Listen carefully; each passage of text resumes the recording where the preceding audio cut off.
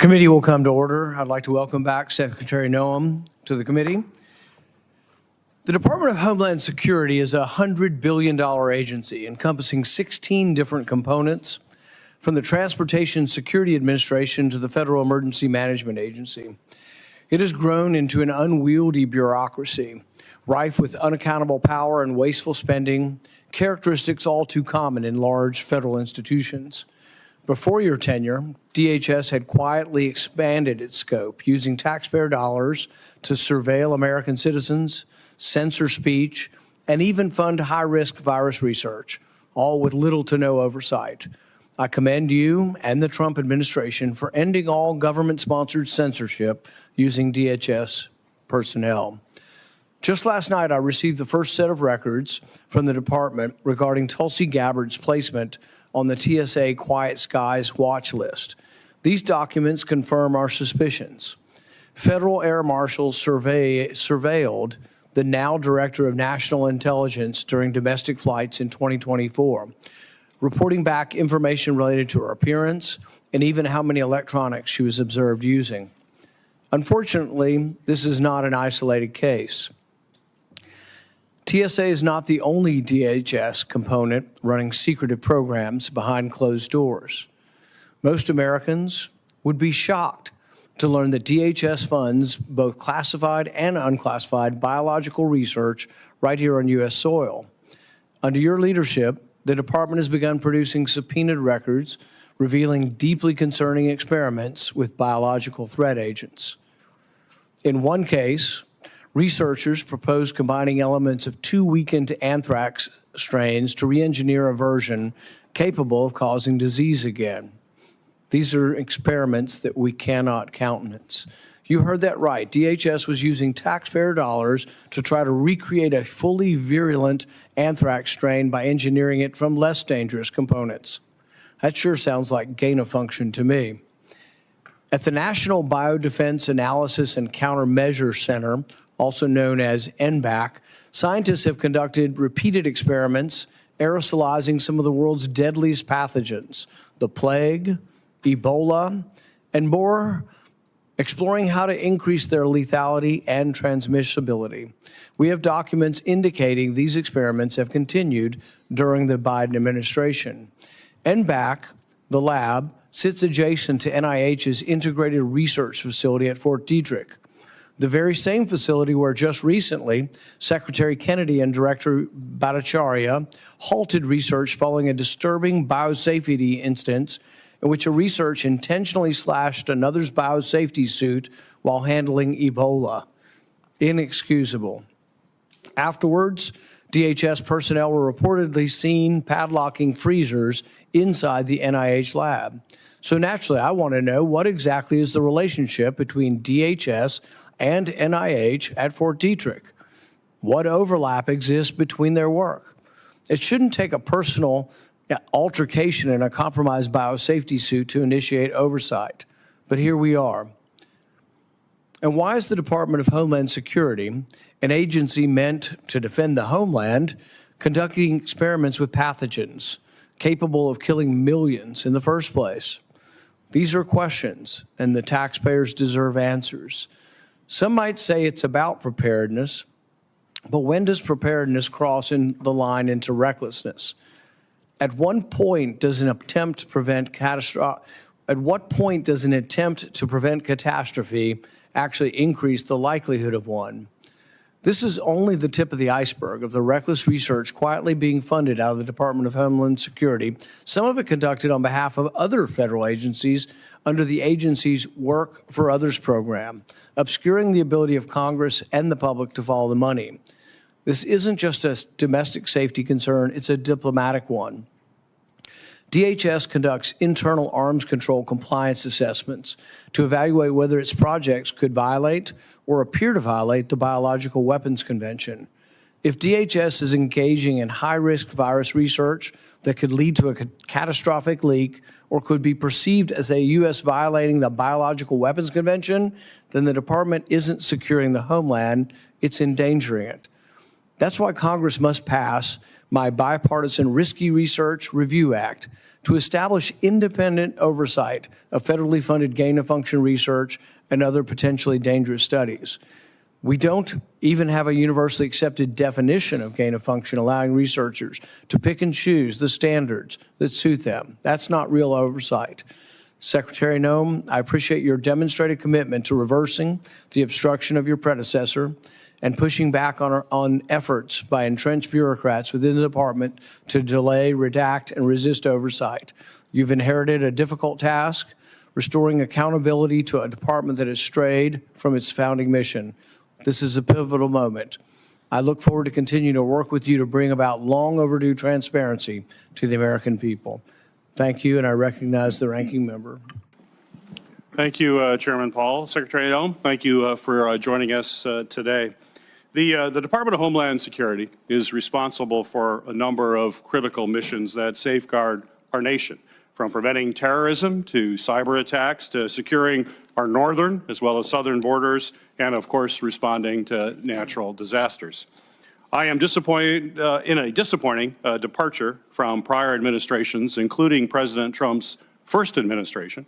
We are holding today's hearing to discuss the department's budget needs without having received a detailed budget request from the President or a briefing from the department's components about their budget needs. However, we have seen in just a few short months under the Trump administration how the department has undergone tremendous changes. I have serious concerns that some of these changes are harming rather than helping the department in its mission to protect the safety and the security of all Americans.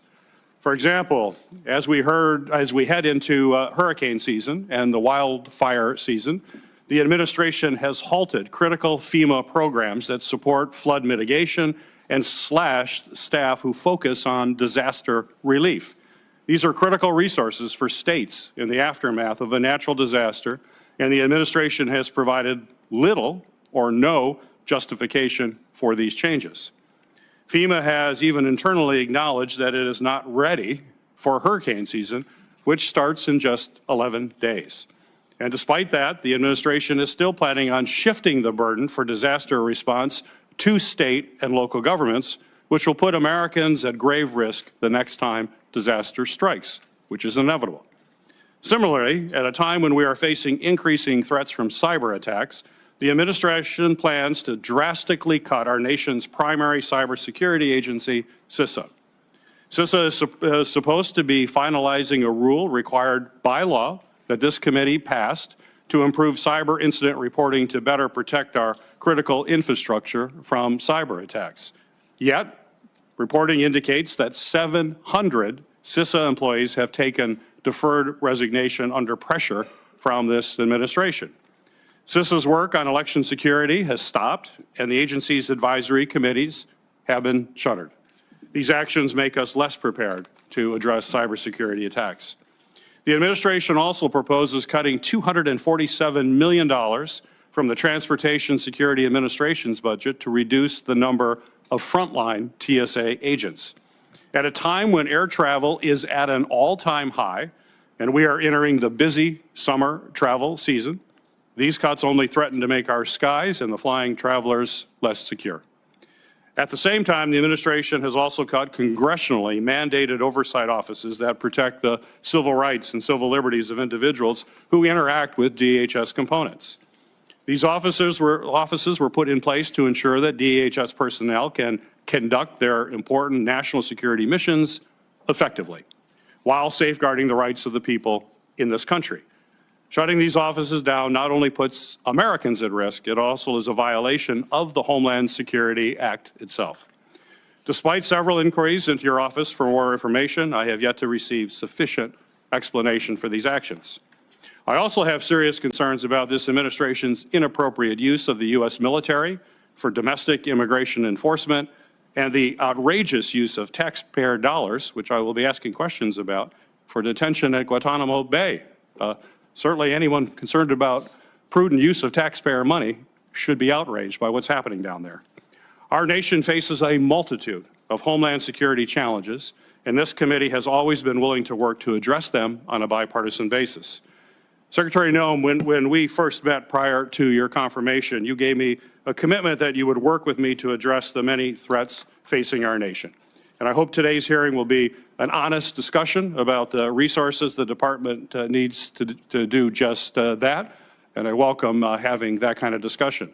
I would hope that we would be able to have that discussion in a way that we have done in this committee in a bipartisan way for as long as I can remember, where our first round would be 7 minutes and then a second round would be 5 minutes. Certainly, Chairman Paul, I would hope you would continue to do the precedent that I've always known. When Senator Johnson was chair of the committee, he always made sure that everybody had 7 minutes. Certainly, Homeland Security is a primary concern for you, Madam Secretary, and for all of us. I'm not sure why the chair is insisting on 5 minutes. I know you're fully capable of answering for 7 minutes, and you shouldn't be concerned about it, but apparently the chairman is concerned about that extra time. So, Mr. Chairman, I'd hope we'd get 7 minutes on the first round and then 5, as we always have, as long as this committee has been in existence. Thank you, Mr. Chairman, and look forward to 7-minute rounds. It is the practice of the committee to swear in witnesses. Secretary Noem, please stand and raise your right hand. Do you swear the testimony you will give before this committee will be the truth, the whole truth, and nothing but the truth, so help you God?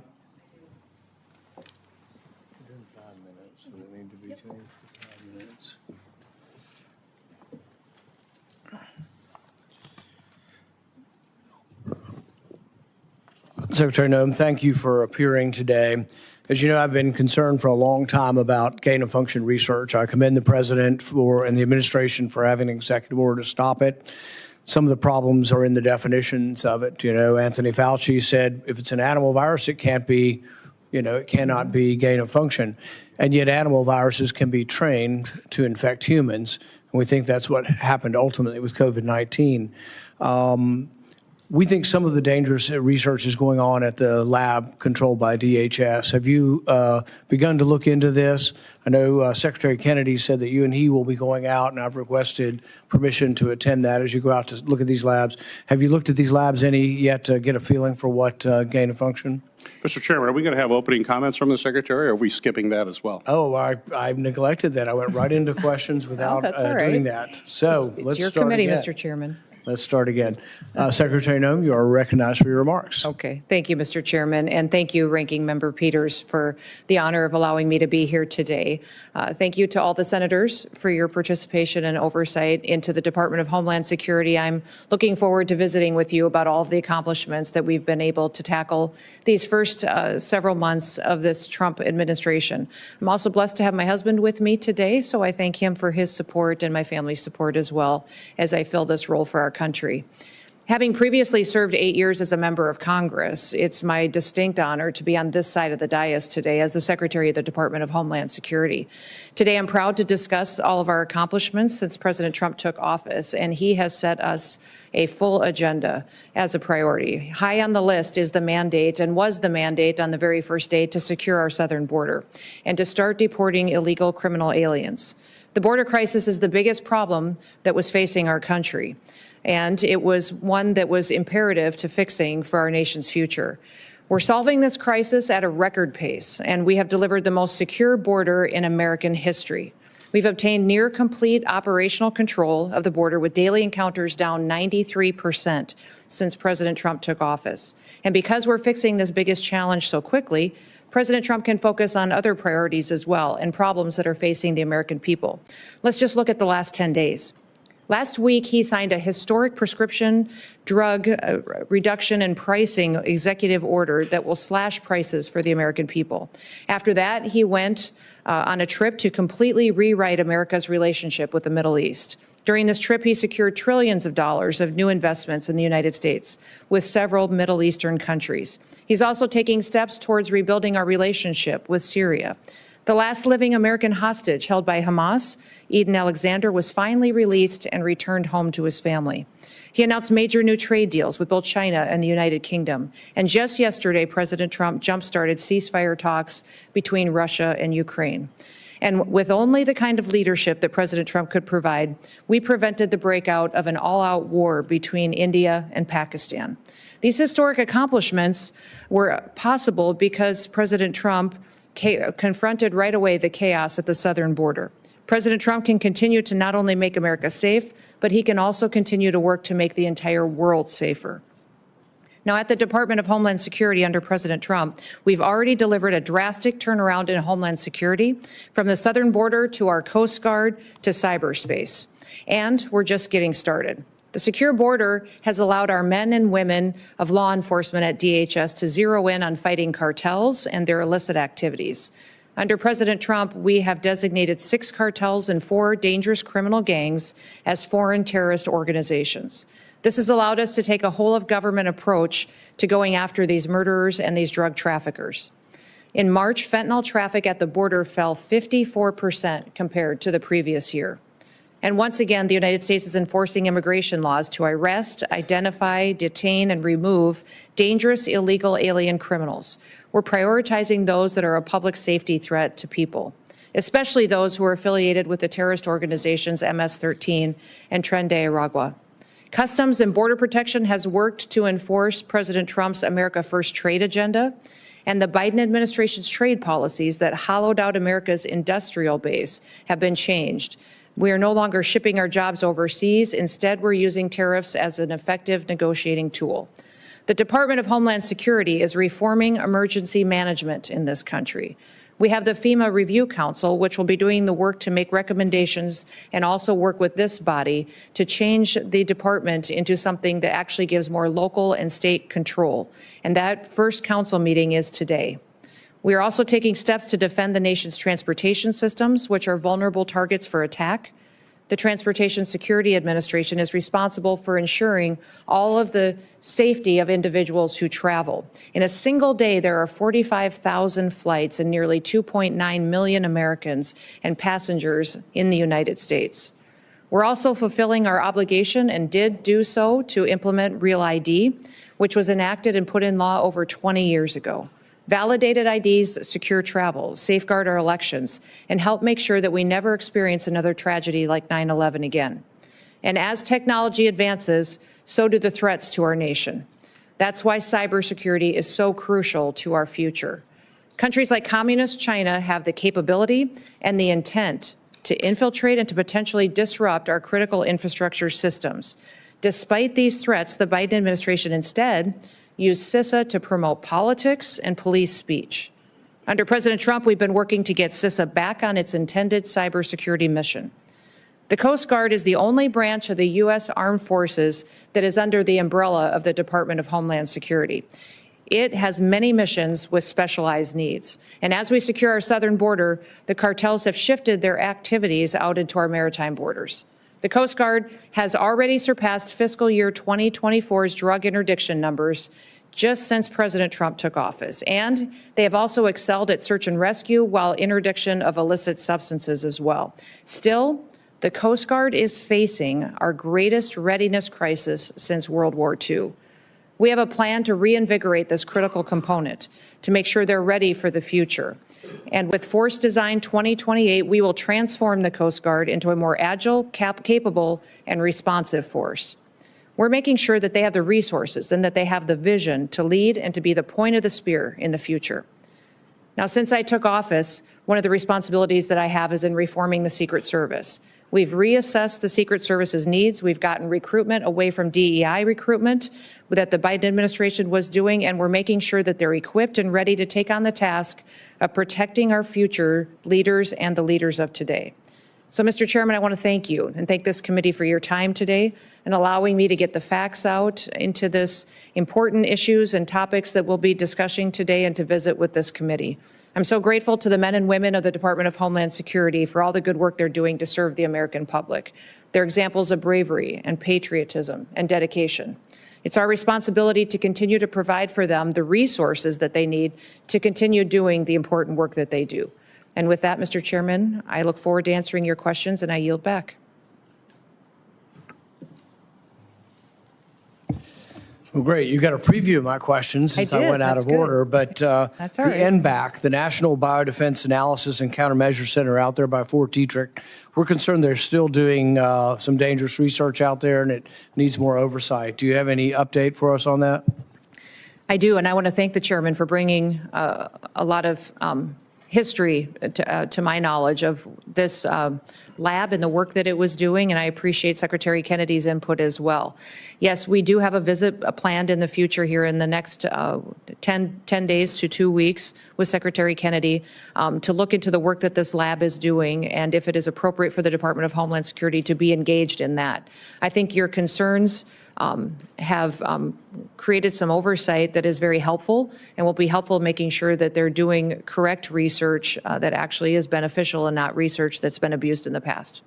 So the president has banned gain of function, and as you and I have discussed, it's important that someone can simply come forward who disagrees and says, well, this doesn't meet the definition of gain of function. This is essentially what Anthony Fauci did when everybody said the research in Wuhan was gain of function. They were taking an animal virus, they were running it through an animal model with human lungs over and over again and adapting it to be infectious in humans. That is gain of function. So the people and personnel make a difference. And so what I would ask is, as you ask the career people out there who've been doing the experiments, you realize that their natural tendency is to want to keep doing what they've been doing. So I think it's going to take scrutiny, new people, new scientists, consultants to look at each one of these and say, don't just tell me you're not doing it. Give me a list of 20 or 30 experiments. What are you doing? And as an example of that, you know, we've been sending records requests for 3 years and we got nothing until you came into office. And I hope that you will be looking at our records requests. They're all dated in time, some of them by 5 Republicans, some of them by Republicans and Democrats, and they were just routinely ignored. Have you had a chance to look at the chain of questioning here to see if there's anybody that was actually purposely obstructing us? Yeah, so I thank you for asking those questions and talking about the follow-up to members of Congress, senators and representatives. My predecessor didn't respond to anybody. It didn't matter if you were a Republican or a Democrat. He didn't respond to your letters and your oversight. And I've tasked all of my people with changing that about our Department of Homeland Security, that we will be responsive to Congress. We've given you about 50,000 pages, I think, so far of information. We continue to get and gather more data and facts that we can return to you so you can conduct oversight. What I would say is between NIH and the Department of Homeland Security, there are no research projects ongoing right now today or that we've been able to find as far as projects they were doing together. We did have a couple of employees that were contracted for their specialty backgrounds that have done work over at NIH before, but that kind of oversight needs to happen. And I think it's important that we have an independent outside source that also is reviewing the work that they do. As you're collecting the records, I would just ask that you ask the people, why wasn't it given before, and see if you can find where the chain of command ended. Were there people purposely not giving us the records because they really shouldn't be employed by government? Secretary Mayorkas has told us repeatedly that there was no censorship going on. The CISA wasn't doing anything. They weren't involved with speech. We know from the Twitter files they were. Have you ever uncovered any internal communications or activities that contradict their testimony with regard to the government being involved in censorship? Yes, sir. We have literally found thousands of documents that have proven that they were involved in censorship and policing speech. So we will be unveiling these to this committee and making sure we're exposing what CISA was doing with a vast majority of its time of certain employees. And some of the discussion I think we'll have here today is about getting CISA back on mission and some of the reductions in staff that have been over there. And that's reflective in the fact that many of them were doing work that they shouldn't have been doing. And I hope you'll look at our bill, the Risky Research Review Act. Administrations do a lot of things and a lot of good things, and then they go away when the next administration comes in. The good thing about this legislation, it would be a presidential commission of scientists to define on a continual basis what is or isn't gain of function, to rule on that. It's been voted by in a bipartisan way. It was a unanimous vote out of this committee. It's one of the few things in Congress we actually, I think, have bipartisan support for. So we hope the administration will look at that and consider making a public endorsement of that. Okay. That way we can make permanent the things you're trying to do to constrain gain of function. Thank you for that, your testimony. And with that, I recognize Senator Peter. Thank you. Thank you, Mr. Chairman. Secretary Noem, thank you for being here again before the committee today. I also appreciated the time we spent yesterday morning on the phone discussing a variety of issues, and I look forward to those kinds of discussions continuing in the future. As you know, the protections for sharing information under the Cybersecurity Information Sharing Act of 2015 confusingly referred to as CISA 2015, but it deals with the information sharing, expires at the end of September.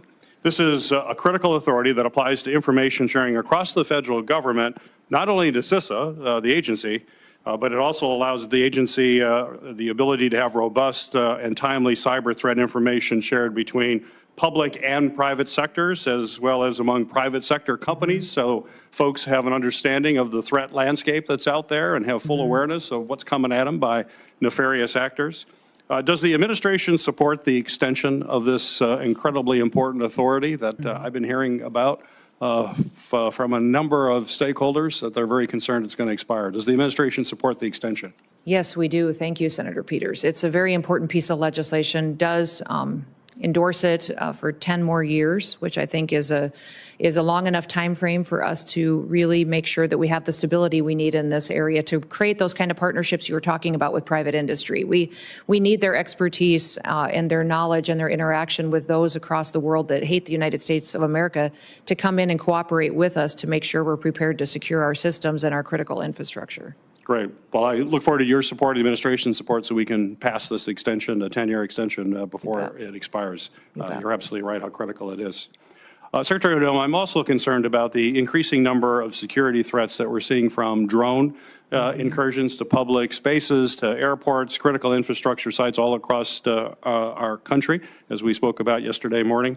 Just last week, a man in Michigan was arrested after he allegedly tried to attack the U.S. Army's Tank Automotive and Armaments Command facility at the Detroit Arsenal in Warren.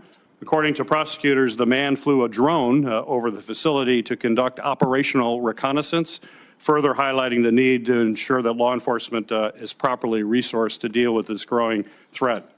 While I understand that there are safety concerns with the technology that need to be addressed by the FAA, I would like for all of us to work together to reauthorize DHS and DOJ's counter-drone authorities that also expire at the end of September, because this threat, as you know, is not going away.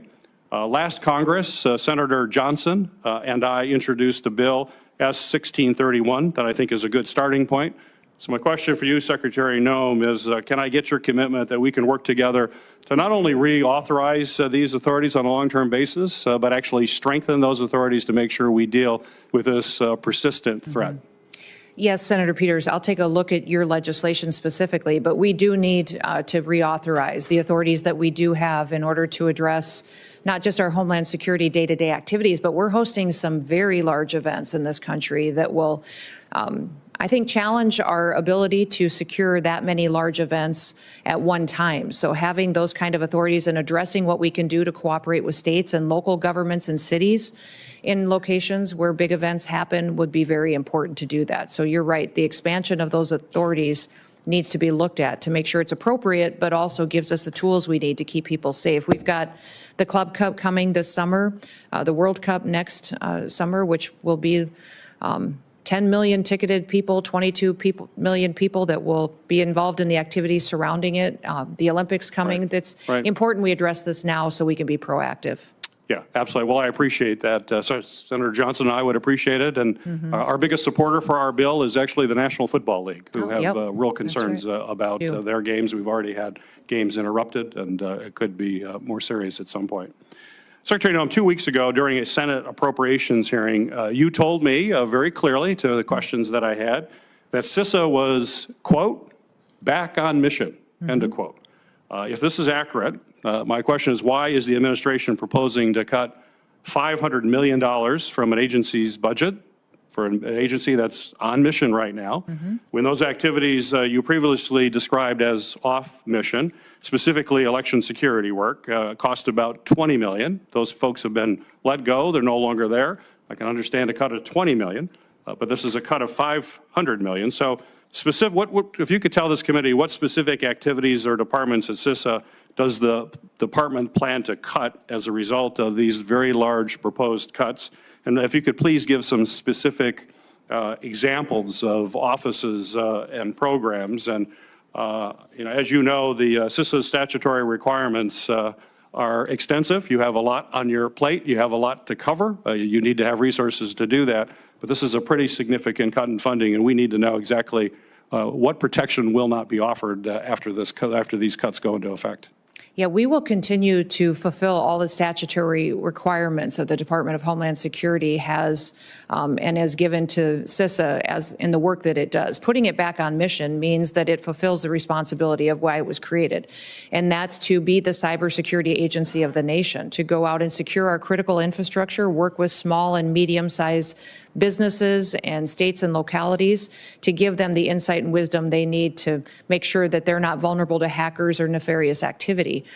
Getting rid of censorship, getting rid of the Ministry of Truth at CISA, the employees that were duplicative, that were fulfilling roles that wasn't related to cybersecurity was something that we addressed. I would say under the president's budget, cybersecurity is only strengthened, and we're doubling down on the need to build private and partner with those individual industries that have the expertise and knowledge that we've lacked for so long. And they're looking for some more abilities to do new things for this country as far as giving us insight into nefarious activities. But they do ask that we give them some level of protection from liabilities. And I think you're very familiar with some of their concerns. I want to work with you to see what we can do to address those needs so that we can have the information we need to really, truly secure the country. One of the biggest alarming things, and I think I visited with you about this before, was that we still don't necessarily know how to stop the next Volt typhoon. And private industry can help us with that, with their knowledge. They see things that we don't, and that partnership could be strong and make sure that we're not just spending more dollars with no means to an end, that we actually have an end that relies and ends with a more secure United States of America. I look forward to working with you on that. Thank you. You bet. Senator Johnson. Thank you, Mr. Chairman. I'll point out the ranking member did get 7 minutes. Sorry. Madam Secretary. No need to be sorry, Madam Secretary. Maybe Madam, welcome. Thank you for your service. I think you've probably seen this chart. yes. Why don't you bring it a little bit closer here? For the first time, I've brought this chart and it's showing good news. For the previous 4 years, it described a disaster, a catastrophe, a clear and present danger to this country. And one of the reasons I want to point it up here is to point out how we were lied to during that entire 4-year period by the administration, reinforced by our colleagues on the other side of the aisle, saying we had to have Congress act. We needed legislation. Right. But the fact of the matter is, no, we just need a new president. We need President Trump.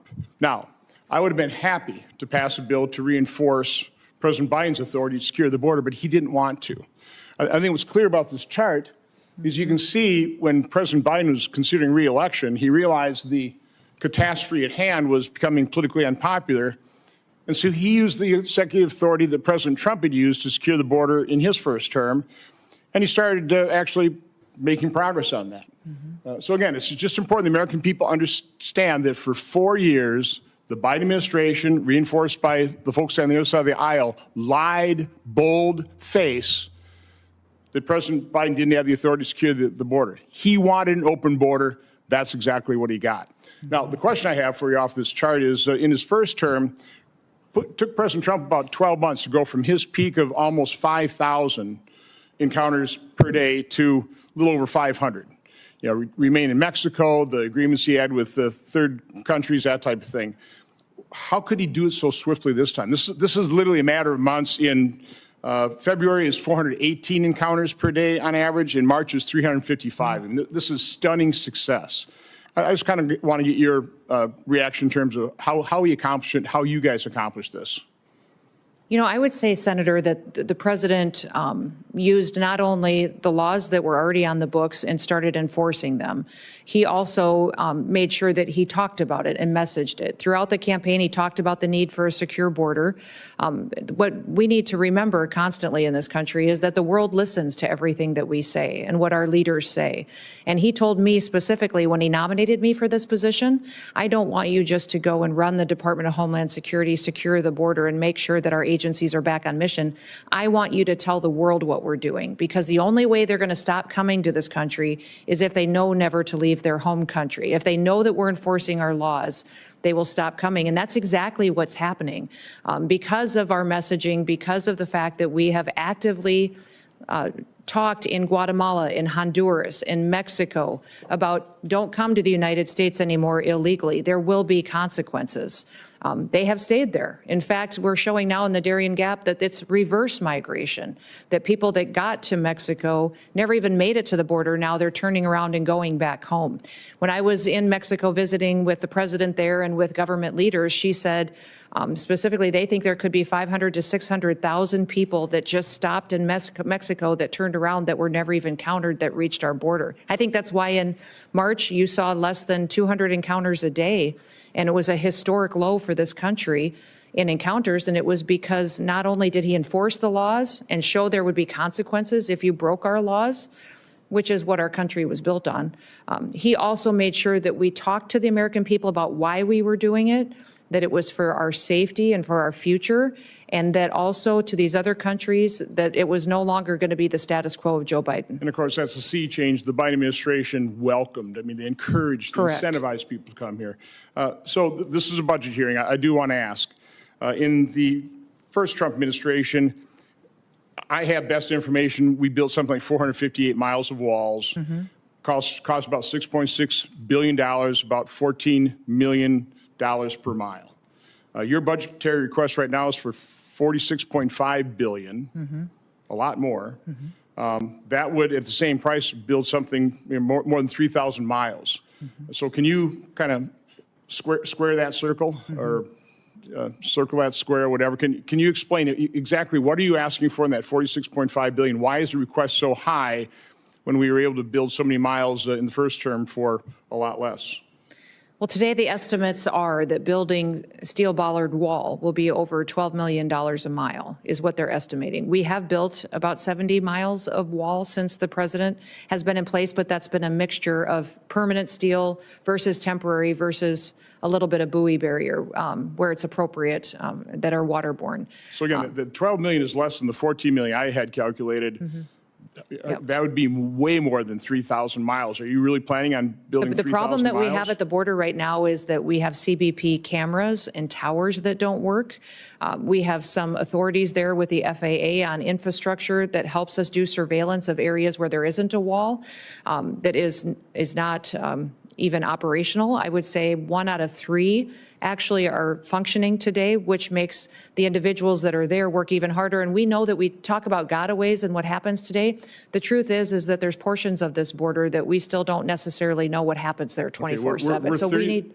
We're $37 trillion in debt. I'm just going to ask that you and the department sharpen your pencil on that wall request. Yes. I think it's more than you need. Yes. Okay. Again, I'm happy to provide the support you need to secure the border, do the deportations, but we need to be very concerned about how much we're spending, and it needs to all be justified. Thank you. Thank you. Senator Hassan. Thank you, Mr. Chair. Good morning. Good morning. Madam Secretary.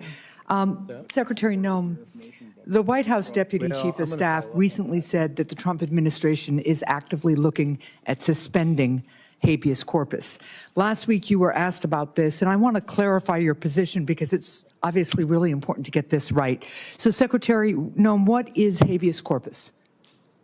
Well, habeas corpus is a constitutional right that the president has to be able to remove people from this country and suspend their right to. Let me stop you, ma'am. Habeas corpus, excuse me, that's incorrect. President Lincoln used it. Excuse me. Habeas corpus is the legal principle that requires that the government provide a public reason for detaining and imprisoning people. If not for that protection, the government could simply arrest people, including American citizens, and hold them indefinitely for no reason. Habeas corpus is the foundational right that separates free societies like America from police states like North Korea. As a senator from the live free or die state, this matters a lot to me and my constituents and to all Americans. So, Secretary Noem, do you support the core protection that habeas corpus provides, that the government must provide a public reason in order to detain and imprison someone? Yeah, I support habeas corpus. I also recognize that the President of the United States has the authority under the Constitution to decide if it should be suspended or not. It has never Let us be clear, though, that this president... It has never been done without approval of Congress. Even Abraham Lincoln got retroactive approval from Congress. So I have been asking executive branch nominees a simple question. over the past few months. If the president orders them to break the law, I've been asking, will you follow the law or follow the order? I want to ask you a more specific question here. If the president tries to suspend habeas corpus and a federal court reverses the president's order, will you comply with the court order and uphold habeas corpus, or will you follow the president's directive? We are following all federal court orders and are complying with that, as is the president, and every decision that I make as well. That is obviously not true for anybody who reads the news. There are federal court orders right now, including returning somebody who was deported mistakenly. But to be clear, this is about a fundamental legal right that ensures that we live in a free society instead of a police state that would have a sham legal system like Russia or North Korea. So I'm glad that you have now committed to following court orders. I'm glad you believe in the basic freedom for Americans if ordered to do so by a court. And again, I want just to make clear that it is critically important that even if the president tries to suspend the right of people to know why they've been detained or imprisoned, if a federal court reverses that order, that you will follow that order. And I hope all members of the administration will, because it's obviously critical that some of the people, for instance, who've been deported by mistake, who didn't get due process, be returned in compliance with court orders. So now, let's move on to another issue. International criminal organizations target Americans with sophisticated cyber crime, including elaborate scams that robbed Americans of billions of dollars, with seniors in the United States losing $5 billion to scammers in 2024 alone. As artificial intelligence improves, so does the ability of criminals to deceive and defraud Americans. With this new technology, criminals can impersonate loved ones, develop advanced malware, or make more convincing phishing messages. How is DHS working to identify trends in illegal activity and ensure that new AI systems have safeguards in place to prevent their use in criminal activity? Yes, we are working extensively through CISA, but in all of our agencies to make sure that we're going after these criminal, nefarious actors. I would say partnering with private industry is critically important so that we have the insight that we need to really understand the tactics that they use and the advancements in software. The AI ability that they have to adjust and to supersede some of our systems is incredible. And so investing in those systems is important, but also having the knowledge and bringing everybody to the table and breaking down the silos between our agencies and our intelligence agencies is important, so we all have the information that we need to get. Well, and that gets me to one final point and question here, because Senator Peters began to ask about it. There's been recent reporting that indicates that the Chinese government installed remote access to Chinese-made power inverters in the U.S., raising concerns that the Chinese government could try to disable parts of our power grid. And you made a comment following up on Senator Peters' question about the importance of not only working with private industry on this issue, as you would also want to work on AI, but also on working with state and local governments on cybersecurity. And can you just talk to me a little bit about how DHS is partnering with state and local governments right now on cyber? Well, that's one of the core critical missions of CISA, is to help those state and local governments harden their systems. We're extremely vulnerable by our weakest link.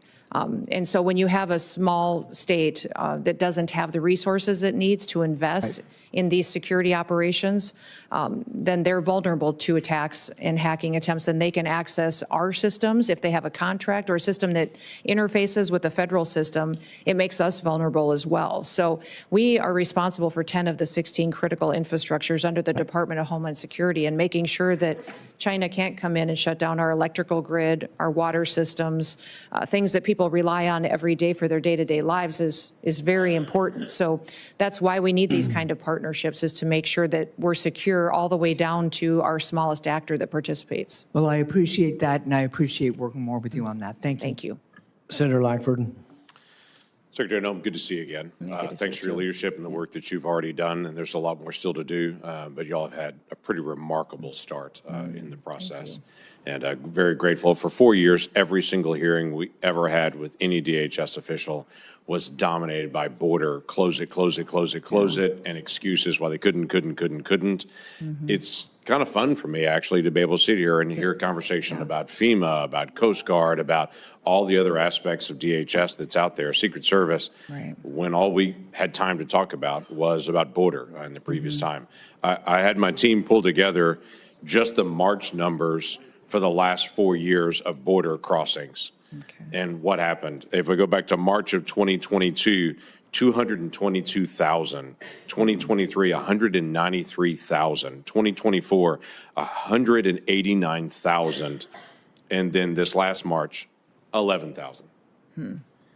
And to be able to see the dramatic difference that's happened in a very short period of time in the enforcement that's actually happened, it's given a deep breath to the nation. It's also given an opportunity for the folks at the border to catch up. I was in San Diego a couple of weeks ago, meeting with the Border Patrol folks in CBP and Coast Guard. They're in San Diego and their enforcement around the Tijuana border, and to be able to see what's happening. And the morale there is dramatically different, just dramatically different from the times that I've been there in the past.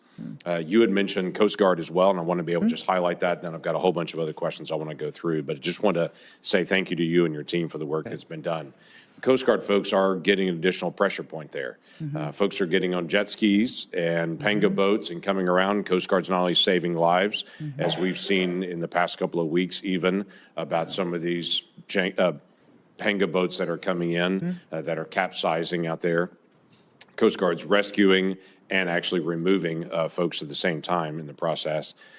They've got to have additional cameras. They need different radar systems. They need additional people that are there. I saw some of the DOD personnel that's working alongside Coast Guard folks to be able to assist them from other agencies of DOD.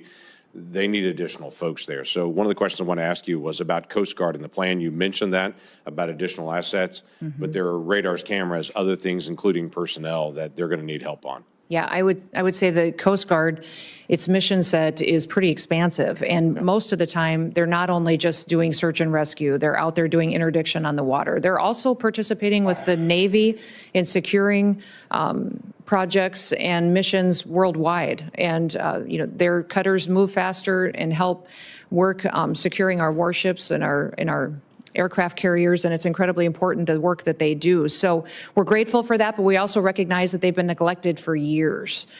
They've got cutters that have been delayed. We're outmanned by Russia and China every day in the Arctic region, in the Indo-Pacific region as well. We need more assets, but down on the border specifically, you talked about the fact that these cartels are using faster boats with faster engines and jet skis to outmaneuver the Coast Guard, and that's how they're penetrating into the country and proliferating their drug use and human trafficking. So we're going to continue to get them the assets they need. They need airframe. They've got several that have been grounded because they can't even be maintained anymore. They need cutters, but they also need counter-UAS technology.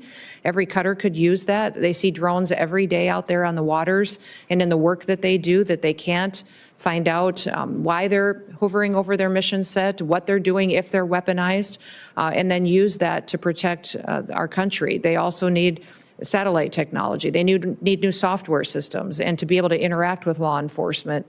Their communications. I talked to one Coastie when I was out spending time with them on the front line, and thank you for spending time with them, by the way, because that doesn't just mean the world to them. I think you learn in a different way truly what their needs are.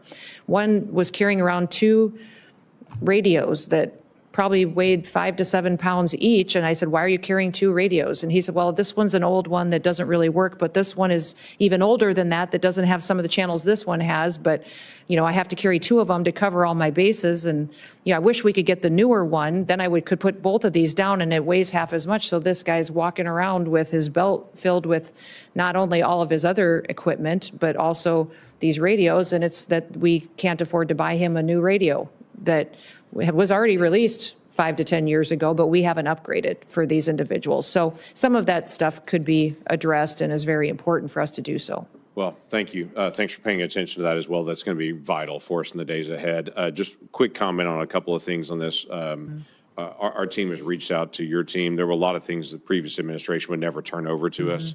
we're doing some investigations to try to get data. For instance, on the Parole Plus programs that were done, we could never get any data on that. We're trying to figure out where are those people, what actually happened to all of them. And so we'd like to be able to get some of that information. So we've got several pending requests with your team just to be able to get those things. And the other thing is on the FEMA grants, based on the tornadoes and the storms that have come through much of the Midwest, including states like Kentucky and Oklahoma of late, some of the building resilient infrastructure and communities, some of those grants, there's a hold on, and we're just trying to be able to figure out the future of that. So just some additional information would help our communities to be able to prepare as well. Mr. Chairman, thank you. Absolutely. Senator Blumenthal. Thanks, Mr. Chairman. Thank you for being here, Madam Secretary. I'm sure you've seen the recent reports that your agency is going to sponsor a reality show, TV show, in which immigrants would compete for U.S. citizenship. Is DHS seriously vetting a reality show for immigrants to obtain U.S. citizenship? Your spokesperson is quoted in the Wall Street Journal. I'm going to ask that article be in the record, Mr. Chairman, if there's no objection, saying that, quote, it's in the very beginning stages of that vetting process. Each proposal undergoes a thorough vetting process prior to denial or approval. Sir, we have no knowledge of a reality show. There may have been something submitted to the department, but I did not know So anything you about can this confirm that reality you're show. not considering Until the it. reporter reached out, we told him we have no knowledge of it. We don't know what he's talking about, and they still printed wrong information. So that spokesperson article, said- in fact, they had to change it later because they lied so bad, and they had us on the record saying, I had no knowledge of a reality show.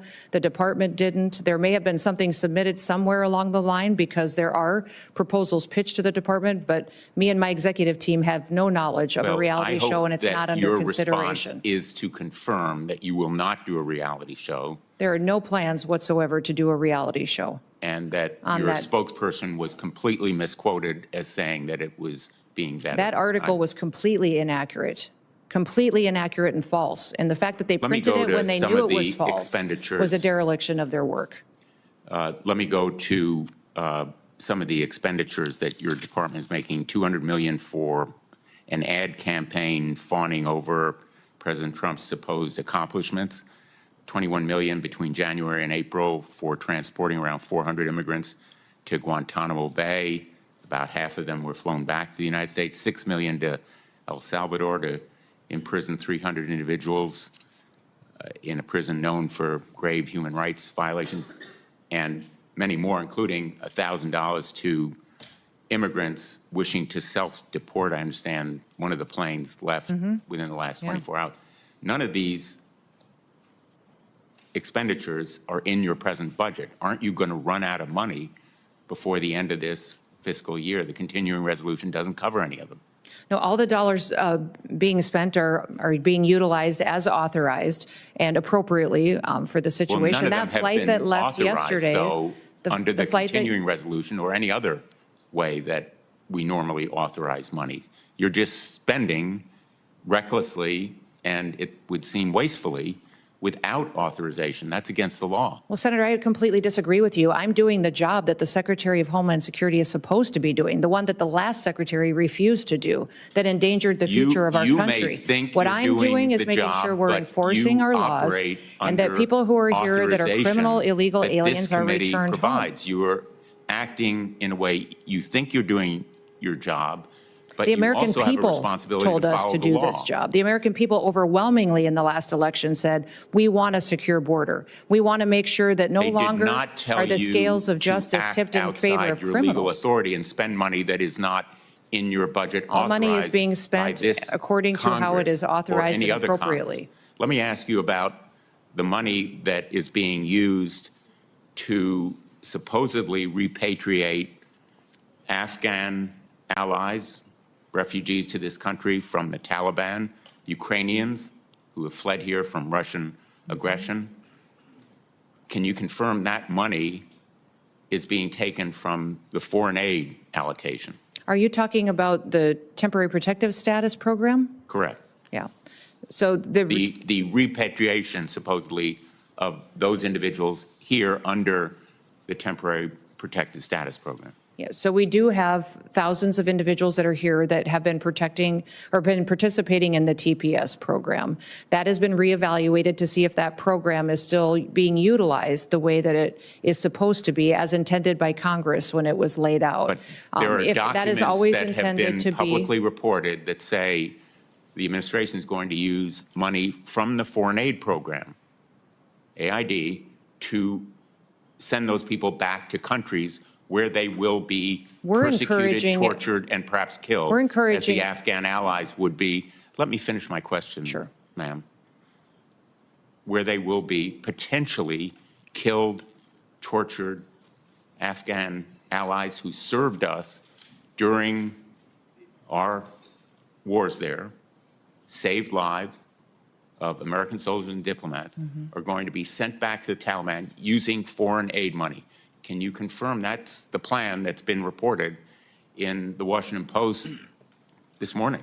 No, I won't confirm that because that's not true. Those individuals have an opportunity to apply for asylum and other programs where they will be protected if their lives There are is in a danger plan from to the send government back that's in their anyone country. who can't Time qualify has for asylum. expired. Senator Moody. Thank you, Chairman Rand, and welcome. Thank you for Thank you. being here. Yeah, thank you. I think I can speak for everyone in this room and everyone in this country that you are a welcome addition as the head of DHS. In fact, you heard time and time again from everybody that's been questioning you. They sought repeatedly documents from that agency. I litigated as Florida's Attorney General against DHS and Secretary Mayorkas and sought documents. And as part of that, and I hate that it took litigation to uncover what I believe was the most destructive cover-up in our nation's history. But I uncovered plans by DHS when the border was overrun to just step back and let everybody come in and facilitate that. Plans to push quotas into the interior daily. Plans to build illegal programs to bring more and more people directly here from out of our country here. Plans to illegally release people into the U.S. that had been brought here for prosecution, solely for prosecution for drug crimes from outside our country. And when they finished their decades-long prison sentence as drug traffickers, instead of historically as they would have been deported, they put them back into the community in which they were prosecuted and released them. The premeditated calculation that went into destroying our borders and pushing barely vetted, oftentimes dangerous people into this nation, I believe was something that we will look back on in a nation and say that was the moment as a country we stopped taking seriously protecting the sovereignty of our nation, our security, and making sure first and foremost we were keeping an eye on the plans of our enemies and the weaknesses that we had as a country. And I cannot thank you enough for stepping up and coming back to work, coming to DC, having been home in your state, coming back to the swamp to try and reverse the damage that was done. In fact, we've been talking a lot about cover-ups and things that were kept from the American people in the last administration. Your predecessor sat here and testified to Congress time and time again while I was busy litigating as an AG, uncovering the real plans. The border is secure. The border is secure. The border is secure. Time and time again, he lied. And in terms of someone that needs to be held accountable for perjuring themselves, it's not just about not providing information. It's about lying to the American people as he systematically made our country weaker and put their lives and their families in danger. I think that is abhorrent. I cannot believe a person was allowed to be trusted with the responsibility he was given, and I am so glad that you're willing to be here and take questions and provide documents about that. The Coast Guard is one of the things I think you said to testimony. It's been neglected for years. Our service is outmanned and equipped by Russia, China, and the cartels. We need cutters. I can tell you in Florida under the last administration, we kept seeing people, many times criminals, coming to our shores. We are a maritime border, obviously. We had to surge resources. Thankfully, President Trump came in on day one and asked that we do that, so we were able to surge resources there. But I just wanted to give you some sort of example. In the last year, we saw 13,500 illegal aliens stop from entering Florida, about almost 700 vessels that we kept from coming onto shore. So important that we get the Coast Guard cutters, get those ships built, ramp up assets. Thank you for that commitment. I am concerned that we might, in trying to do that so quickly, much needed, that we give foreign nations or companies outside the United States contracts. Do I have your word you will look at how we can readily increase our Coast Guard assets like our Coast Guard cutters, but using American businesses? Absolutely. That's one of the things that Force Design 2028 focuses on, is making sure that we're building those kind of partnerships to meet the needs that the Coast Guard has. And I'd say our greatest asset is our people. I'm so thrilled with the fact that Coast Guard recruitment is at 108% of its recruitment goal, just because of the excitement to serve in a fleet that gets to do its mission again and recognizes that it's been neglected for too long, but there's a focus and a recognition of the important work that they do. And certainly Florida has participated a lot with partnering with not only in Texas at our southern border, we've sent assets there, but we are ramping up our own assets to complement what was not provided up to us in the last administration. Thank you for your dedication to making sure that's provided to us so we can secure our own maritime border. Appreciate that. Absolutely. Absolutely. Thank you. Perfect 5 minutes. Thank you. Senator Kim. Thank you, Chairman. Madam Senator. Secretary. A press release came out from the Department of Homeland Security a couple days ago. It said that members of Congress in New Jersey that went to the Delaney Hall ICE detention facility could, quote, could have just scheduled a tour. I guess I'd just like to hear from you if you can confirm that you understand that members of Congress by law are allowed to show up unannounced to conduct oversight visits of ICE detention facilities. Yes, they can conduct oversight, but Senator, what I would ask is that they understand that that doesn't mean they could show up with a mob with the intention to break in and assault law enforcement officers. That's what happened at Delaney Hall last week. You're familiar is that those individuals and those members of Congress were surrounded by criminals, creating criminal and perpetuating criminal acts. You understand that But when they you were show up already and ask within for a tour, the we've facility. facilitated every single tour that every member of Congress has wanted. We've always done that, and we have to, when we have a tour, also make sure that we've addressed security concerns and have enough staff and all of that, and we were accommodating that when those individuals showed up and they decided instead to break in. You know that they were already on the ICE premise, already facilitating into having the tour when there was the arrest of the mayor. They were not breaking into They had broken through the outer fence, and they were interior on federal property when the crimes occurred. They were invited in by ICE as the ICE was preparing to give them a tour. That doesn't give them an excuse to start punching law enforcement officers. But you understand that they were not storming the fence. Well, I don't understand. Are you making excuses for their behavior that day? I'm just trying to clarify what exactly happened. Oversight is an important part of what Congress does and what you provide to our department, and we welcome it. We give tours when members of Congress ask for it. We just ask that they not be politicized, that they actually are there to provide the oversight that is needed to ensure that we're doing due diligence in our job.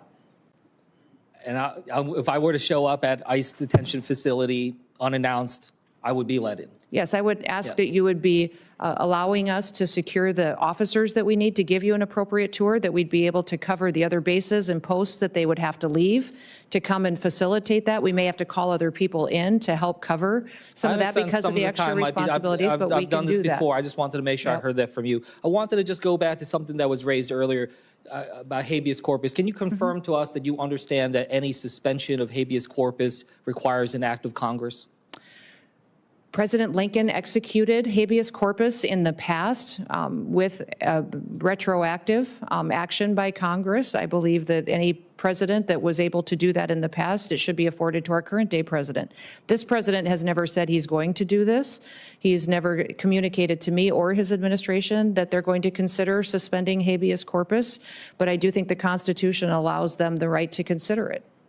When we saw what happened with, how many times has habeas corpus been suspended in our country? Once that I know of. 4 times. For certain. I'm not certain if those were. The instance that you were referring to was one where the courts subsequently showed that Congress is the one that has the ability. Do you know what section of the Constitution the suspension clause of habeas corpus is in? I do not.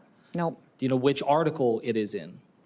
No, I do not, sir. Okay, well, it is The in Article suspension. 1. Do you know Okay. which branch of government Article 1 outlines the tasks and the responsibilities for? Yes, Which one? Congress. Yes. Stephen Miller has said that he is actively considering, that there is active consideration of habeas corpus. Have you had a conversation with Stephen Miller about suspending habeas corpus? I have not. When it comes to FEMA, this is something I'm concerned about. Being from New Jersey, we've had challenges with Superstorm Sandy and others in the past.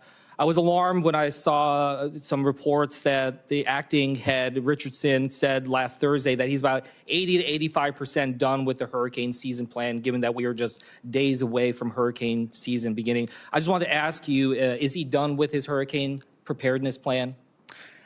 He is working diligently with the employees at FEMA and are prepared for hurricane season. What you Have you seen this referenced, plan? Have you seen this plan? Is he yes, I've been presented it to actively you? engaged in hurricane response and preparation. seen the We're plan? pre-staging people, pre-staging equipment. Is that We're plan making sure that something- we have tabletop exercise we're running through with all of our regions on what their response will be. It's been very extensive how we've laid out this plan. And What- will you be able to share what- that plan with this committee? I will check and make sure Yeah, that if I you can can, check but on I would think that we would be able to do Okay. that. I can't Just see any one- reason that would Just be. one last thing. A couple weeks ago, you said that you were considering restarting in-person training at the National Fire Academy. Mm-hmm. I just wanted to ask if you're prepared to tell this committee that that you are moving forward with restarting in-person trainings. Yes, the plan is to do that again, so. That has been approved yeah. to restart? Yes, it has been. Okay, thank you. And with that, I yield back. Senator Scott. Sure. Thank you, Chairman. First, thanks, Secretary Noem, for being here today. I want to take this opportunity to thank you and President Trump for returning the Department of Homeland Security to its core mission of securing the homeland and making communities safe again. We had an increase in threats under Biden and a complete open border. You have prioritized our border. Daily border encounters have plunged 95% since President Trump took office. Is that correct? That is correct. You're finishing the border wall. In 100 days, DHS already has 85 miles of new construction either planned or under construction. That is correct. That sound right? Yes. The Trump administration has reunited nearly 5,000 unaccompanied children with a safe relative or guardian after the Biden administration completely lost track of over 300,000 of these vulnerable minors. That sound right? That is correct. The United States Customs and Border Protection and the U.S. Coast Guard have seized nearly 232,000 pounds of fentanyl and other illicit drugs, stopping them from ever reaching American communities or Florida shores. Sound right? That is correct. And you are bringing accountability to the agency. It's incredible what we can do with a willing partner like you and President Trump, who actually want a secure border and enforce our laws. Secretary Mayorkas testified repeatedly before this committee and lied to my face, saying that our border was secure. Clearly, it was not. Worse, the Biden administration dismantled every process and system we had in place to secure the border and allowed millions of illegal aliens, including hundreds of known terrorists, to come into our country unchecked and unvetted, wreaking havoc and bringing drugs. They were welcomed into our country by Mayorkas and the Biden administration. Secretary Noem, you've been working for months to fix the mess your predecessor left behind. Is the border secure? Yes, it is. Besides additional resources, which you clearly need, what legislative fixes do you need from Congress to maintain a secure border? Well, Senator, thank you for the question. This border is the most secure border that we've ever had in the history of the United States of America. But what we need to do is address the areas that are still vulnerable. And those areas require technology, wall infrastructure, more individuals at times. We need surveillance equipment, camera equipment to be fixed. Only 1 out of 3 CBP cameras are really functional right now. So the reconciliation package is incredibly important for us to have the resources we need at the border, but also to make sure that CBP can continue to do their work that they do of our ports of entry, assessing tariffs and collecting duties, all of that. But beyond that, reconciliation has needed assets for other areas of our national security portfolio. The fact of the matter is the Department of Homeland Security is one of the largest agencies with one of the smallest budgets.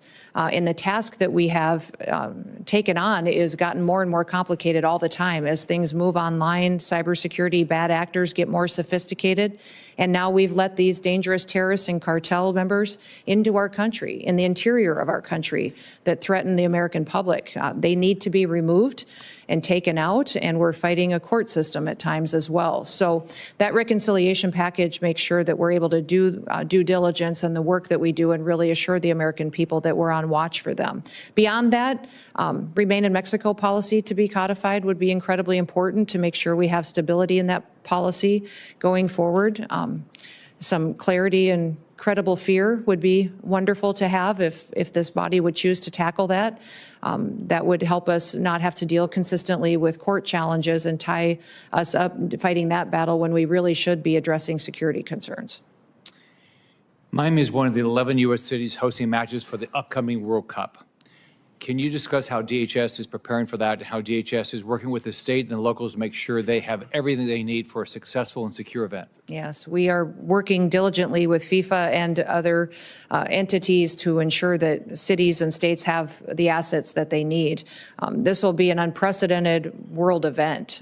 It'll take place in 3 different countries and many cities across our country, but also Mexico and Canada, and it will take place over a month. It's the equivalent to 10 different Super Bowls, and we will at times have 11 different matches going on in the country on the same day, and making sure we're supporting security operations in all of these cities is imperative. So having the conversations now, there's meetings happening almost every single day between our department, the White House, the federal government, and FIFA and these cities, to ensure that we have the protocols in place, the guidelines in place, universal approach to how they're going to be applied, and then what we can do to secure not just the ground and territory and access to these events, but also the air space above it.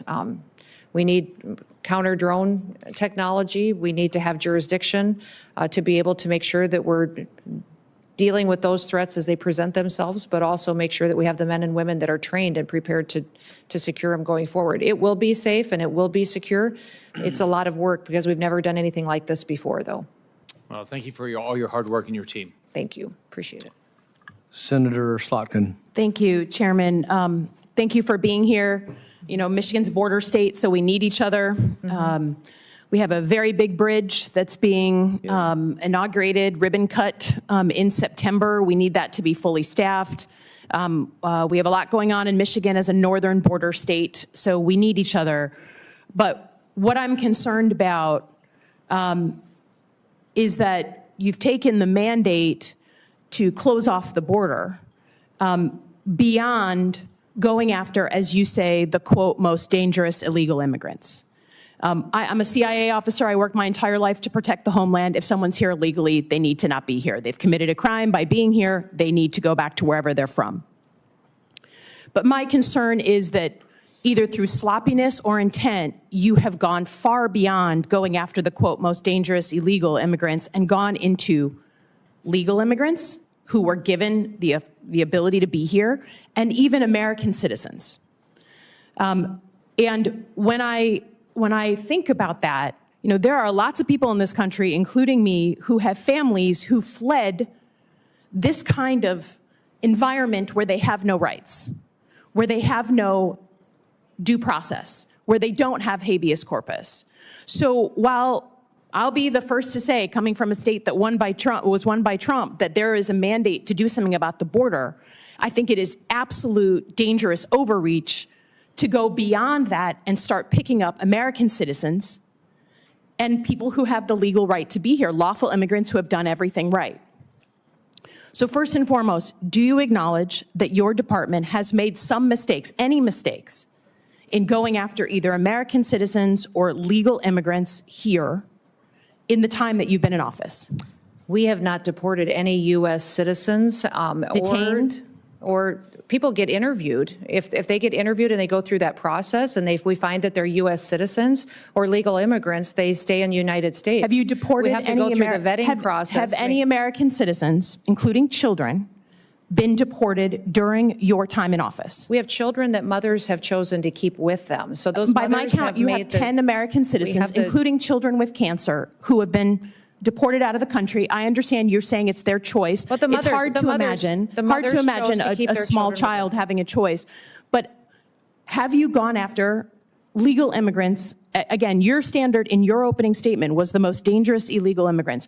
Does that include PhD students and master students at colleges across the country, unarmed? Are they the most dangerous illegal when they have status and no weapons? I don't decide who gets status through a student program. The Department of State decides that, and we enforce it. Oh, come on. That's what our Department of Homeland Security does. I just would offer Those that, again, I programs, have no qualms with going after folks who are here illegally. That is not my concern. That was part of my job, was to prevent people from coming here illegally in a former life. My concern is you're sending a chill down the spine of America by going after people who either have legal status or American citizens. And when my colleagues ask you about habeas corpus, and you say, literally, we can review the tape, that you believe it's a right the president has, you sat here in front of all of us and swore an oath to the Constitution, and that is not at all what habeas corpus is. It is a right that we all get, that American citizens get, that people who are in the United States legally have. So my concern is it's complete overreach. I don't think American citizens, even those who voted for Trump, believe that you should be able to just grab someone off the street, sloppy, who has the legal right to be here, and certainly an American citizen. And I just am concerned that while you say you're going after the most dangerous folks, what you're actually doing is going after folks for political reasons, right? A PhD student that's unarmed is not at the top of the list. And we're not deporting U.S. citizens, and we're not deporting people who have legal status here. 10 American citizens If the children have gone with their parents, it's because their parents wanted them with them. So let me ask you another question about cybersecurity. You know, you've cut $500 million from the budget. What specific programs are you cutting? Because there are programs that really aid states and locals that we depend on for cybersecurity. And we know that right now, while we may have good security in the federal government, if you are a local state official, you're depending on the federal government. So have you cut the ISAC program, the program to states and locals on cybersecurity? The president's recommended budget has a reduction in $491 million. Does it cut that program? I've heard the talking point. And what it's doing is putting CISA program back on mission. And it's you can't say that this is the most cyber is going to be strengthened. You cannot say it's the most cyber secure administration if you're cutting the program to my state and to your state. It will and if you look on record, that's what you've cut. I yield back. Time has expired. Senator Hawley. Thank you very much, Mr. Chairman. Secretary Noem, good to see you. Welcome. Congratulations on securing the border in a record amount of time. The last administration came and sat where you're sitting for 4 years and told us it couldn't be done. It couldn't be done. The border was just an intractable problem. It would take years to do it. You did it in the space of really 30 days, and now the United States southern border is secure. So thank you for your tremendous work on that. I want to begin, however, with the situation in St. Louis, which I'm sure you're aware of. On Friday afternoon and evening, major storms ripped through the St. Louis area, as well as southeast Missouri. I'm going to put a picture up over my shoulder here. An F3 tornado cut right through North St. Louis. This is what you're seeing here is pretty typical, I'm sad to say, of the damage. We lost 5 people in St. Louis. We lost another 2 in Scott County, which is down in southeast Missouri, there to the south, a couple of hours south of the city. I spent much of the day yesterday just walking these neighborhoods and talking to residents, and this that you're seeing over my shoulder is what these neighborhoods all look like. These are areas that families have lived here. In some cases, I talked to one individual, one gentleman, and he said that his family had been there since his great-grandmother came to that neighborhood in 1919. So it's that kind of a community, and they are totally devastated. Yesterday afternoon, my governor requested an emergency disaster declaration to expedite FEMA funds to help the state just clean up. I mean, just clean up the kind of rubble now that you're seeing behind me. You've been a governor until very recently. You know how important this is.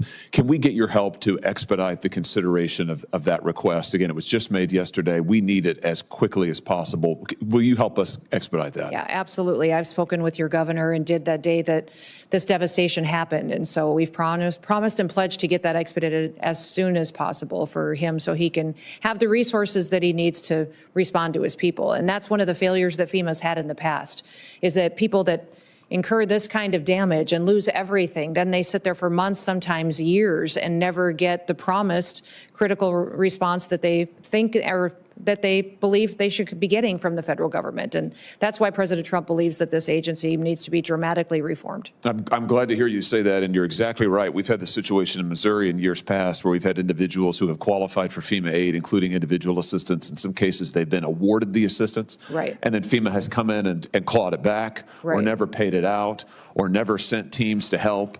So to have your commitment to expedite this is tremendous. That will be welcome news to the residents of St. Louis. We also have, the state has pending 3 requests for major disaster declarations from earlier storms. We've lost over a dozen people. Actually, if you count the folks we lost just on Friday, we've lost almost 20 people now in major storms just in the last 2 months in Missouri. It's been a terrible spring for us. Here again, can I ask for your help? Will you commit to helping for those 3 major disaster declaration requests that are pending? Will you help expedite those, Secretary Noem, and get those in front of the president, get those approved? We are desperate for the assistance in Missouri. Yes, absolutely. Thank Make you. sure the application gets to the White House as soon as possible. Fantastic. Thank you. And can I also have your commitment that if and when the president approves a major disaster declaration for this storm that just happened on Friday in St. Louis, will you expedite as much as possible FEMA individual assistance for those who qualify for it in the St. Louis area? Yes. And I want to tell you just how important that is, because as I toured these streets and walked and talked with the residents, what I heard over and over is many of these folks don't have insurance. Yeah. You know, many of these folks, they either got their homes from a family member, or they bought them from a family member, so they don't have a mortgage on the property, and therefore they don't have homeowners insurance. So, as you know, having been a governor, in many instances, FEMA assistance is going to be the only assistance that they're going to get. And I just had a hearing in this committee, in our subcommittee, Senator Kim and I, last week, where we talked to major insurance companies who routinely scam people by refusing to pay out the full policy awards that they are due. So I know we're going to be fighting that in Missouri. We've got to have the federal government, where there's individual assistance that people qualify for, we've got to have people be able to get that. Otherwise, we're never going to be able to rebuild these neighborhoods. So you just committed, I think, to expediting that. I appreciate that. Thank you for your help in all of this. And then the last thing we'll say is can you commit also to making sure that the FEMA communication with the state and with individuals is open, is clear, is transparent? You referenced the fact that FEMA is notorious for giving bad information, for slow-walking residents, for confusing intake forms that nobody knows how to fill out, for not getting back to people.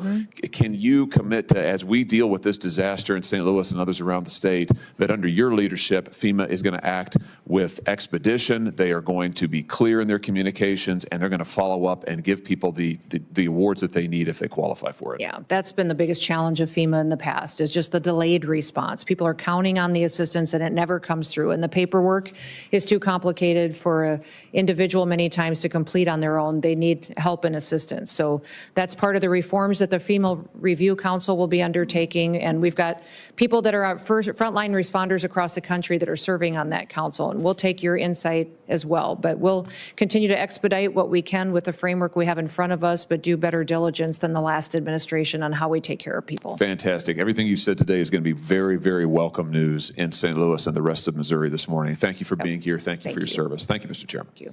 Senator Fetterman.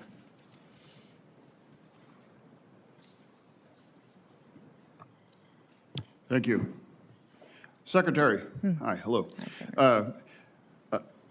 As you may know, I'm from Pennsylvania, and I occupy perhaps a unique position.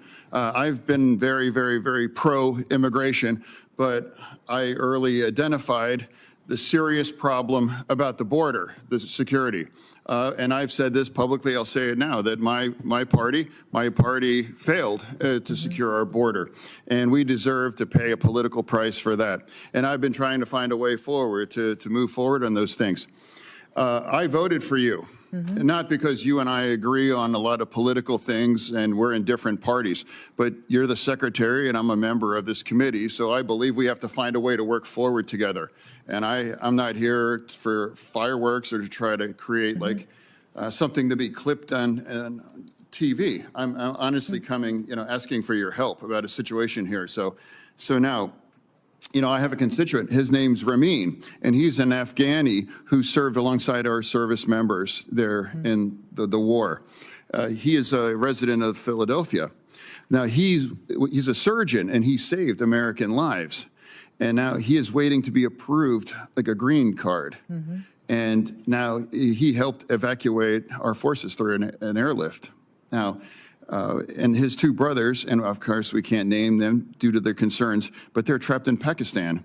And the risk for removal for Afghanistan, and they face torture and death because of their commitment for a free and democratic Afghanistan. They've saved American lives, and they have defended our forces in there. And now here, that's part of my concern right now. And if looking for help, honestly, and that's one of the reasons why I voted for you, because we want to try to find a way, because not all immigration is just about securing our border, we know, but it's about helping people that deserve to come to our nation after serving in such an amazing, great risk, or there's now. So there was the president's executive order suspending refugee resettlement now, but again, they kind of got caught up in the middle of that. And I'm not here looking for the theater. I'm just here to come because I believe they deserve to be here for the sacrifices and what they've put at risk. And I'm asking if we're able to get some kind of, working with my office, please, to find a way to bring these Afghani heroes that saved American lives during that war, because things may got caught up in these executive orders. So that's really all I'm asking today.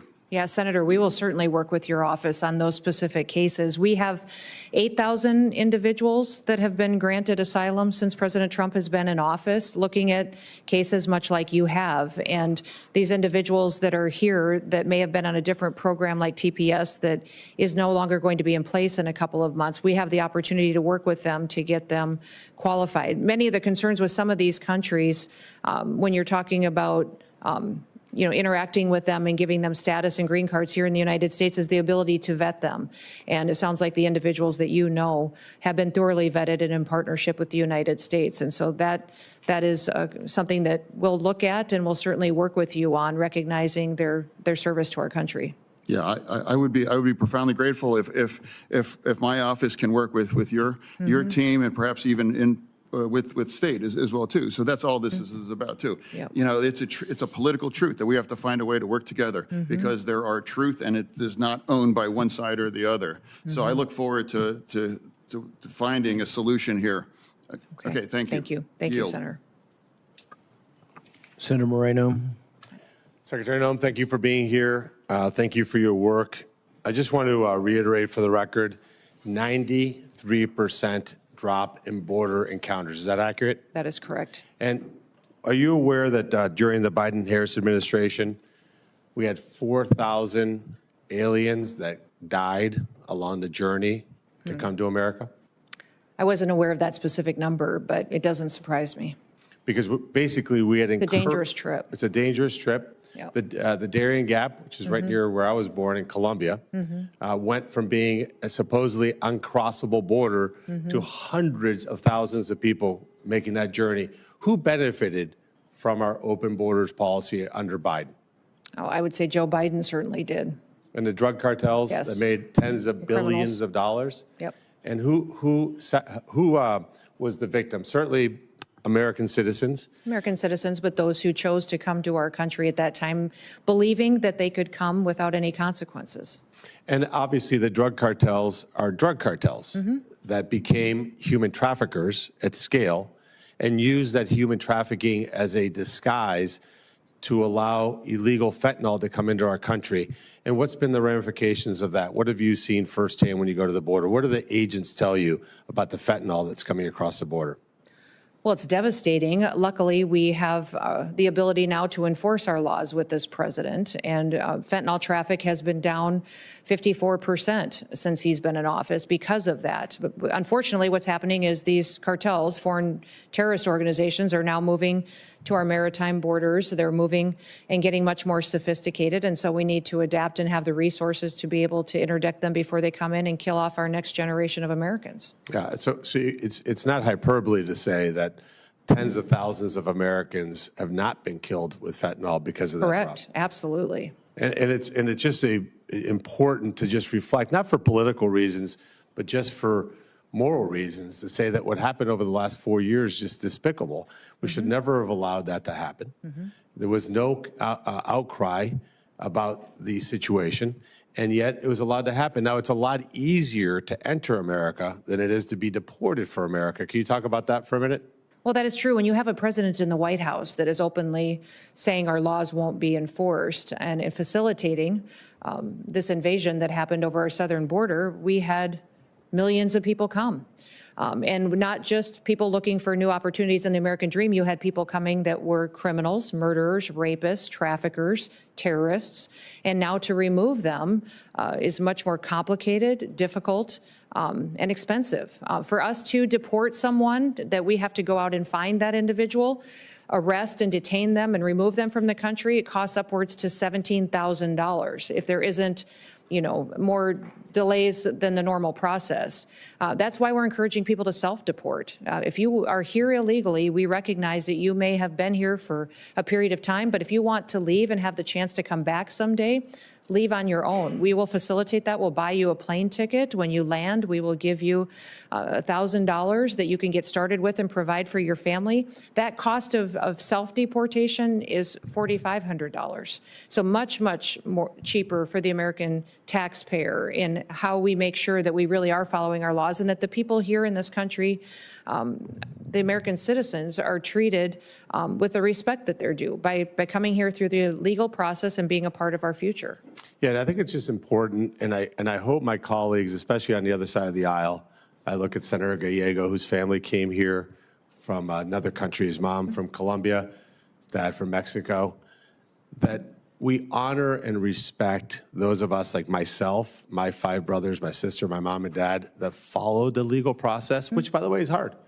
It's a privilege to come to America. It's not easy. You have to go through a process.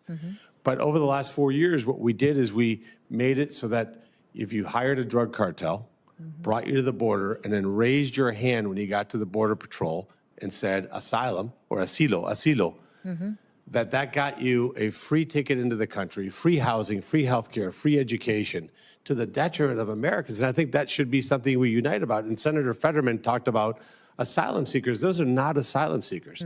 They're people who want a better life. They're economic migrants. We empathize for them, but we have to have a process that we honor the people who are following the rules. So, for example, the Afghanis that he's talking about, well, they have to wait in line behind millions of fake asylum claims. And I think we have to once and for all acknowledge that that's not the case. I was proud to introduce something called the Rules Act. Unfortunately, the Democrats blocked that very common sense bill, which would have said, hey, if you come across our border illegally and claim asylum, you can't claim asylum at an undesignated port of entry. You're immediately returned. That's something that's common sense. I want to ask you a few other just technical questions. We're going to do another round in just a few minutes. Okay. Do you mind if I just ask one quick question? One quick question. Okay.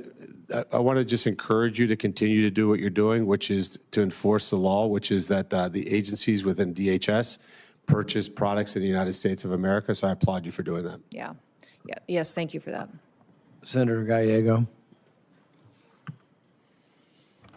Thank you, Mr. Chair. Thank you, Secretary Noem, for attendance today. Let me start by also agreeing with Senator Moreno on some things. And I think it is positive the Trump administration has provided stronger border security to keep illegal border crossings as close to zero as possible. We definitely have seen that in Arizona. My concern is that it's not sustainable. It's expensive. And that's why I recently released a common sense border security that would make it sustainable and would actually deliver long-term solutions. But let me get to my first question. Your department is overspending right now. It's on track to run out of money again by mid-July to support a mass deportation campaign that can't be afforded. At the same time, though, you recently requested a $50 million allotment for a private Gulfstream jet. That's $50 million of taxpayer money to subsidize some of your national tours that you've been going on. Meanwhile, Republicans are about to kick another 13 million people off Medicaid to fund taxes for the rich on the backs of some working-class Americans. So how can you justify spending millions, 50 million, on a jet while your department is definitely overspending and Republicans in Congress are about to strip also health care from millions of Americans? Well, Senator, thank you for the question. We are spending our dollars appropriately and will be on budget. When your reference to the airframe that was the requested dollars were put in for, that's for the Coast Guard. It's to replace an existing jet that is over 20 years old and is beyond its usable hours. And the Coast Guard for many, many years has been neglected and has many airframe that have been grounded because they can't even be maintained anymore. The suppliers that give us parts and repairs and maintenance for them have said that they'll no longer support that kind of a mission. We have cutters that haven't been completed, that haven't been deployed out across the world. And then we also, beyond that, are asking for a request to build out the number of Coast Guard members that we need in place. We're asking for 15,000 more to complete the missions that are going forward. Are you going to have access to that $50 million Gulfstream jet that the Coast Guard is going to supply? The Coast Guard will use that jet exactly how it uses the jets that it has today, exactly in the same manner that it uses the ones that it has in place today. So would you consistently be using it to travel?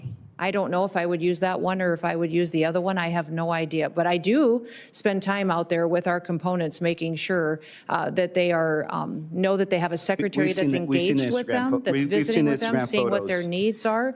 No, sir, they're not photos. They've meant the world to the individuals at the Department of Homeland Security. They have meant the world to our ICE agents, our border agents.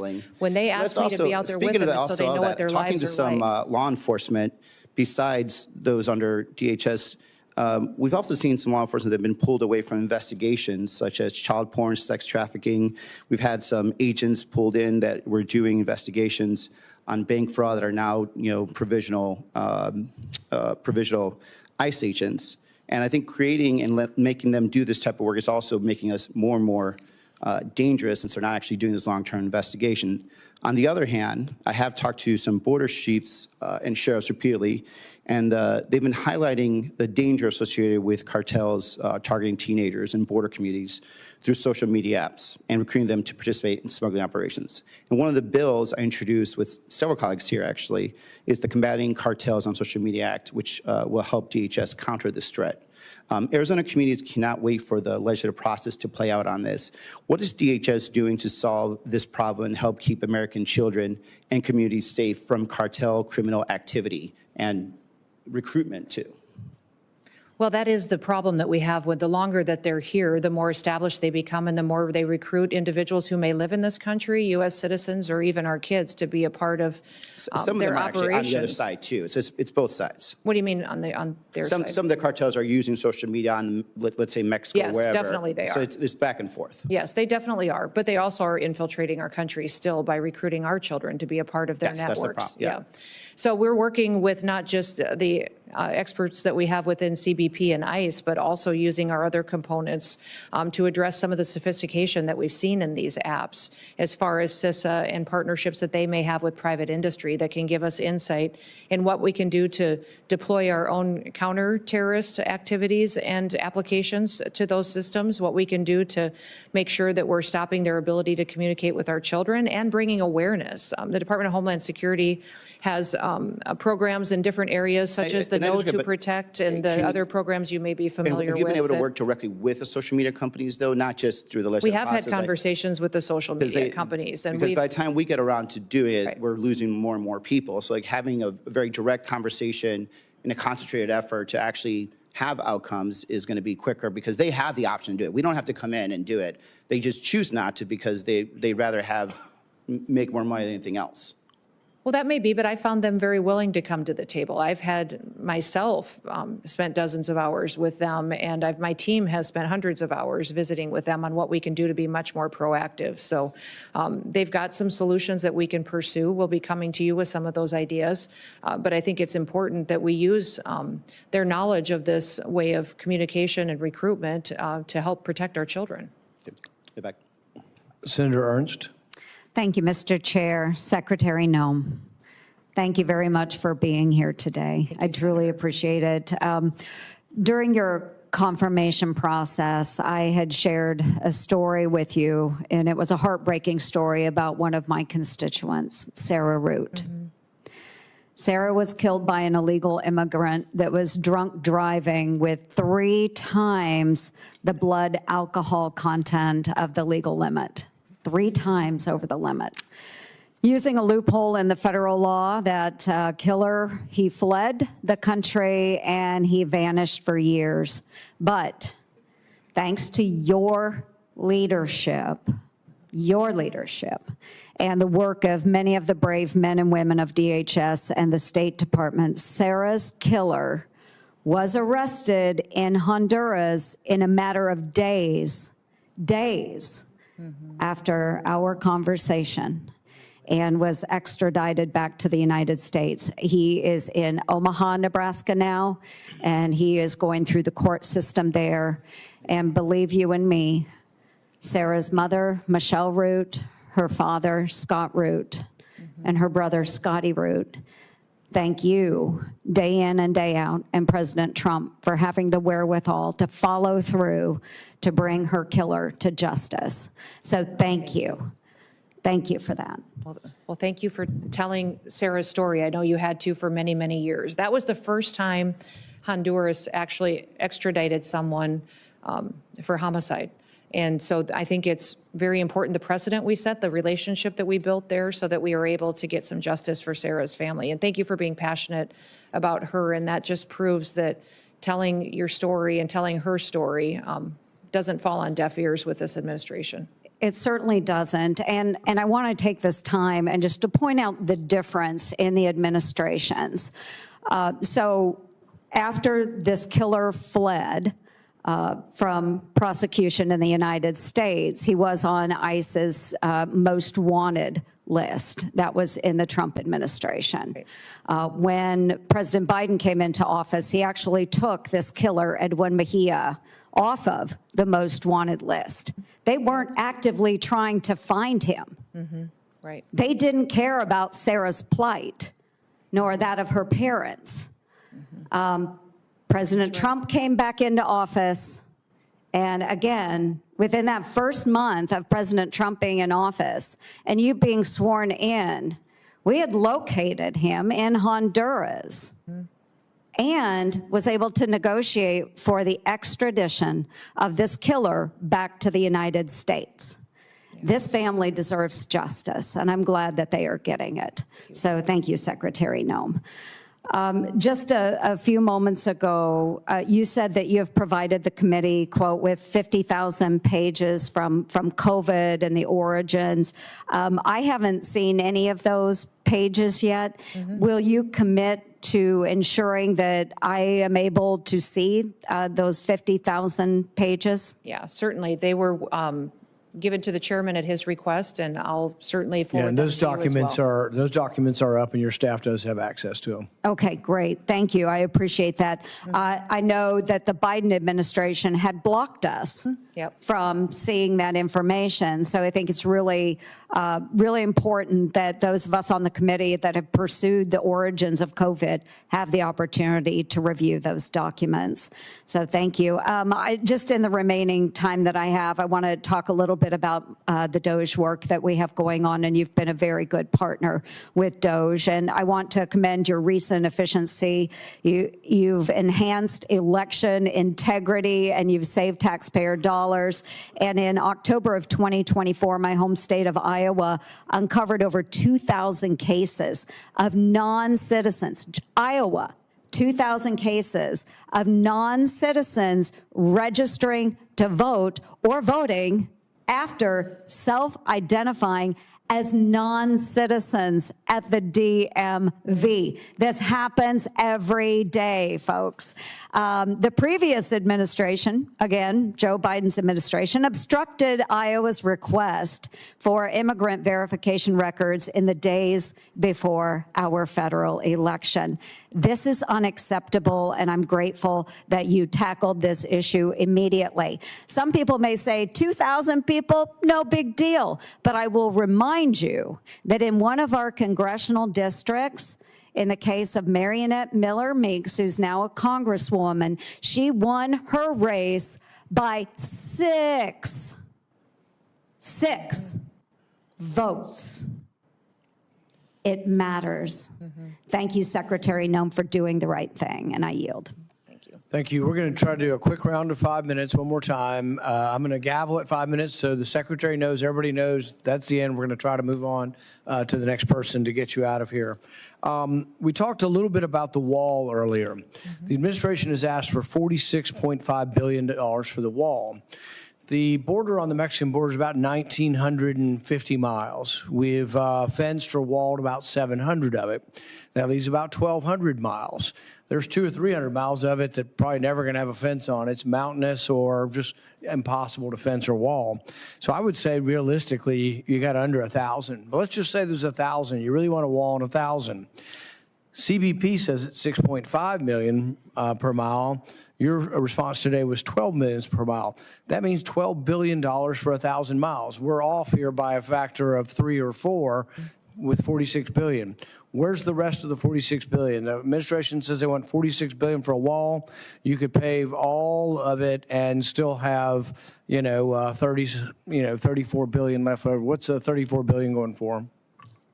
Yeah, Senator, thank you for the question. We do have 702 miles of wall today. 598 of that are steel. The rest of that is temporary that's in place. Since the president's been in office, over 70 miles has been erected. We have 11 contracts that have gone out and allocated. We also have 5 more that are pending. Based on the dollars that have been requested, it's not just the infrastructure that would be built, that would be the actual wall construction. It would be also surveillance equipment. The number's way off. 1,000. You could do 1,000 miles for 12 billion. You're asking for 46 billion. So I'm one who's not impressed and would have to see more detail as to where the rest of the money goes. We can't just throw $30 billion out there and say things cost a lot. I agree. We'll get you the specifics on that. With regard to the drones and all the preparatory work that DHS does and the government does for the NFL and for FIFA, does the NFL pay DHS for the work you do? Boy, not to my knowledge. I will. Well, I mean, here's my point. The NFL makes billions of dollars. We're $2 trillion in the hole. I don't care if government shares their technology and government helps out the World Cup. They ought to pay. Yeah. People are paying hundreds of dollars for tickets. I mean, thousands of dollars for the NFL, for Super Bowl and things. They're also paying for FIFA. And so these people ought to pay. And so I'm one holding up these authorizations, and I'll let them go forward. But I want people to pay. I mean, it's ridiculous that the average taxpayer who could never afford to go to an NFL Super Bowl has got to pay for their security. Should the government help? If we have technology they don't, perhaps. But they ought to pay. So NFL, FIFA, I think they ought to pay. And we'll be insisting on trying to put language in that. If you're a for-profit entity and the government's helping you, you ought to pay for it. With regard to TSA Quiet Skies and Tulsi Gabbard situation, I suspect there are going to be other people that were caught up in this thing as well. I'm horrified by the idea that we took a former congresswoman and we're surveilling her and riding on jets with her. There was another story of an air marshal whose wife, might have been at January 6th or something, and now we're, have air marshals following another air marshal or his wife. So I want to hear the whole story of what happened. I want to hear that people have been let go, that they're no longer doing this. If there were abuses of Tulsi Gabbard's liberties, I want to hear from that. But I want repercussions to come from this. And I think you've said something's coming. Please let us know, and let us know how the program the destruction of civil liberties can be minimized. I frankly probably have trouble with the whole program, but let's see if there's some way. But we need significant reform. If it needs legislation, please come to us with that. Thank you for your testimony today. Thank you. Thank you again, Secretary Noem, for being here. I just want to follow up briefly with Chairman Paul's questions about the cost of the wall, the billions of dollars that are going to be put forward. We do have to have accurate numbers so that we could look at that for funding it. But I would hope you also take a look at all of the cost of a wall, because there are a lot of other secondary kinds of defenses you have to put forward. I was at the wall. I've been with security folks. They tell me that a lot of the cartels have designed very sophisticated technologies to get over the wall. They're called ladders and they're called ropes. So a wall doesn't really do the job if there's not a lot of other background technologies there. So you just can't put out a cost for the wall. That's money that's not going to be as effective without everything else. So let's have a discussion about that. For the first time in U.S. history, the federal government at the direction of President Trump, is moving immigrants apprehended and detained in the United States on civil immigration charges to Naval Station at Guantanamo Bay, which I know you're very familiar with. In March, I traveled to Guantanamo Bay with several colleagues to have a firsthand examination of the detention operations underway. And I certainly have serious concerns about the cost involved there. To date, can you tell us the total cost for detaining individuals at Guantanamo Bay? You want the cost per individual? Do you have that? I do not have that with me today, sir. I can get that for you. Well, I do have a number. Do you know how much it costs to hold an immigrant in ICE detention facility in the United States? Do you have that number? Now, are you talking per day? 100 and I believe the last estimate that I got was $142 a day, around in that approximately, per day. Yeah, but it's close to what I'm understanding. I understand it's $165 per day, so it's in the range. I'm still waiting for detailed financial information from this administration from my time to Guantanamo Bay. In fact, a letter with Ranking Member or Chairman Paul and the Ranking Member together, we wanted more information on the costs there. When I was there, the 2-month cost estimate for operations was $43 million when we were down there talking to the officials there. And that does not include transportation to and from the island. We find that people are sent to the island and then they're sent back to the United States again before they're sent out. I'm not sure why we have all those costs. We have plenty of ICE facilities to keep them here. Why you have to send them there and back. And on the day that I visited, there were 87 people in custody. And my understanding is that's a pretty normal number. There's at that time, at least. So my back of the napkin calculation, we're waiting for your numbers, is that it's costing about $100,000 a day to keep someone at Guantanamo Bay. Man, this is like ripe for Doge. Why is Doge not down there? We're spending $100,000 a day to keep someone at Guantanamo, and we fly them down there, we keep them there a while, then we fly them back to the United States. Or we could keep them here for $165 a day. I think that's kind of outrageous. So, I'm concerned by the staggering cost of this, and I would hope, Secretary, you could commit providing this committee a detailed breakdown of the total cost of that operation there. There were just a sea of empty beds. There was all sorts of security folks and nobody in those beds, which is why it's so expensive. So Chairman Paul will probably use this on his Festivus report later, I'm sure, of outrageous government spending, and I'll look forward to seeing that. Secretary Noem, are you familiar with Section 872 of the Homeland Security Act of 2002? It sounds familiar, sir. You'll have to remind me the topic. Yes.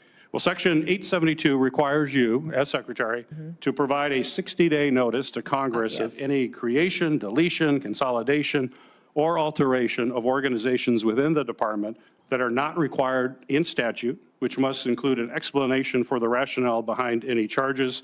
It also prohibits you from making any changes to offices in the status. So my question for you is, why have you not provided notice to Congress of the changes you are making at the department? And will you be doing so in the near future? And will you include intended reduction in forces in that? For example, you've already terminated virtually the whole Civil Rights and Civil Liberties Office staff without any communication to Congress about your intent. And the only letter yesterday claiming all of the statutory responsibilities would be met, you sent a letter, but it conflicts certainly with the whistleblower disclosure that I received last week. So please explain to the committee why you are not following this law. Well, Senator, we are following that law. Those offices that you referenced are still open and functioning and providing their duties as required, but they have been right-sized. Many times the Office of Civil Rights and Civil Liberties, or the Ombudsman Office, which you and I visited about before, had grown quite expansive. They were used as a political tool, suing and attacking each other and censoring individuals and not doing the job for which they were created. So we've right-sized them, put them back on mission, and if there would be an instance to where notification is required, I certainly will follow that. Time has expired. Senator Moreno. Thank you again, Secretary. So following up on the themes that were just brought up, it seems to me that the most common sense answer and the least expensive way to house criminal aliens in the country is to not allow them to come here in the first place. Right? So it's whether it's $160 a day, $100,000 a day. It should be zero per day. And I hope that my Democrat colleagues, let's just codify what President Trump has done and prevent criminal aliens or anybody from entering this country illegally. That seems like the most fiscally conservative thing. So I hope when you're talking about these questions to the Secretary that we just say, let's just stop allowing people to come into the country illegally. By the way, that doesn't mean we don't want people to come here legally. That's the hypocrisy I just don't understand. When you're decrying the cost of housing criminal aliens, but you turned a blind eye when we had 10 million people come into this country illegally. Shifting gears real quick, you were a governor. Would it surprise you to learn that you're rated one of the top 5 most fiscally conservative, frugal governors in America last year?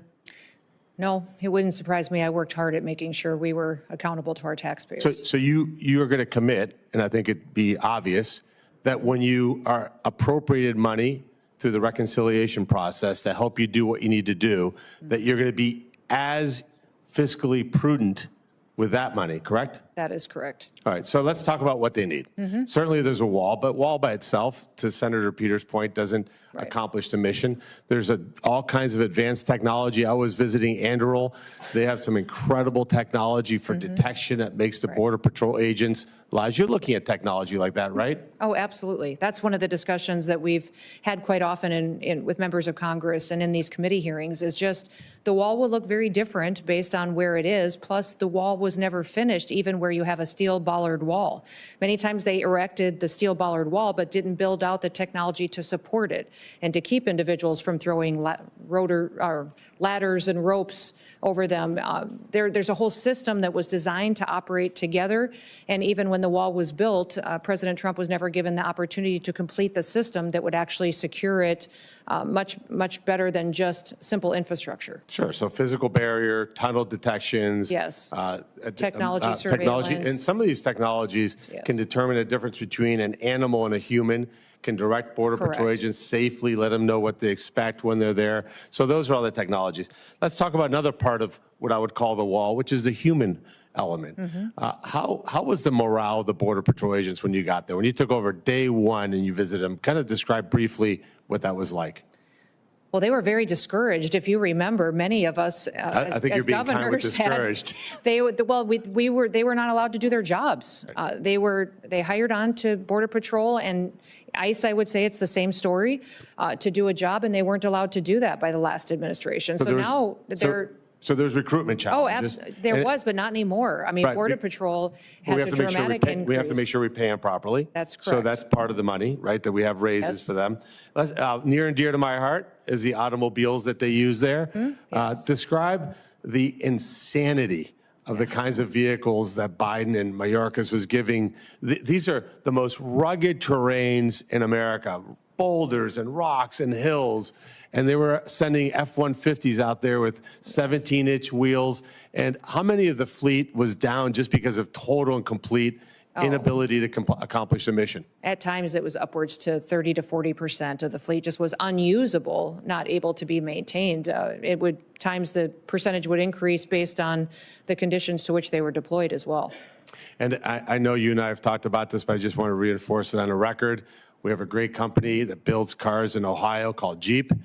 They make a Gladiator that would put giant tires and wheels on a car, and they would be an amazing Border Patrol agent. And I think even our chairman would love to see new automobiles so that the Border Patrol agents can do their job. And that's certainly part of the funding. Would that be something that you look at? Yes, it's something that we need to address. We have to, in order for them to do their jobs, they have to have the right equipment.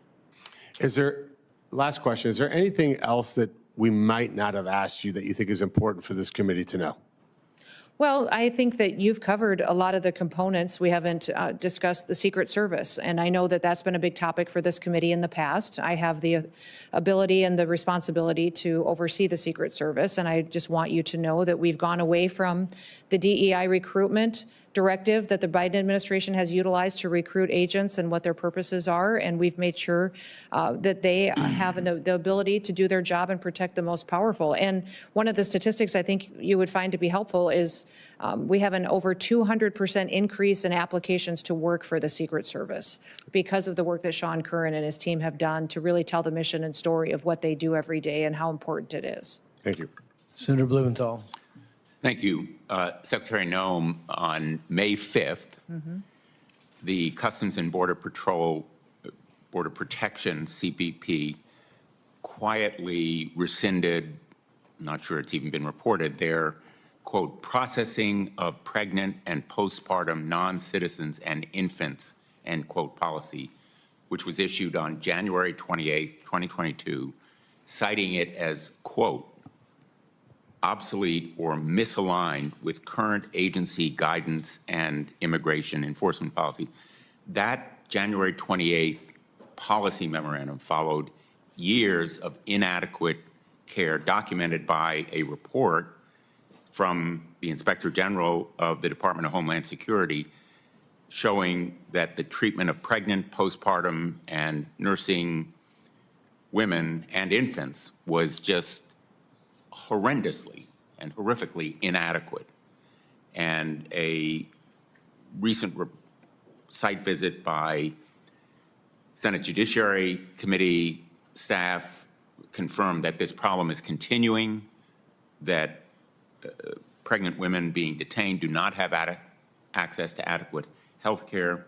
Do you agree or disagree that babies and pregnant women within CBP and ICE custody should receive care that are tailored to their specific needs? And why, in God's name, would that policy be rescinded providing that care?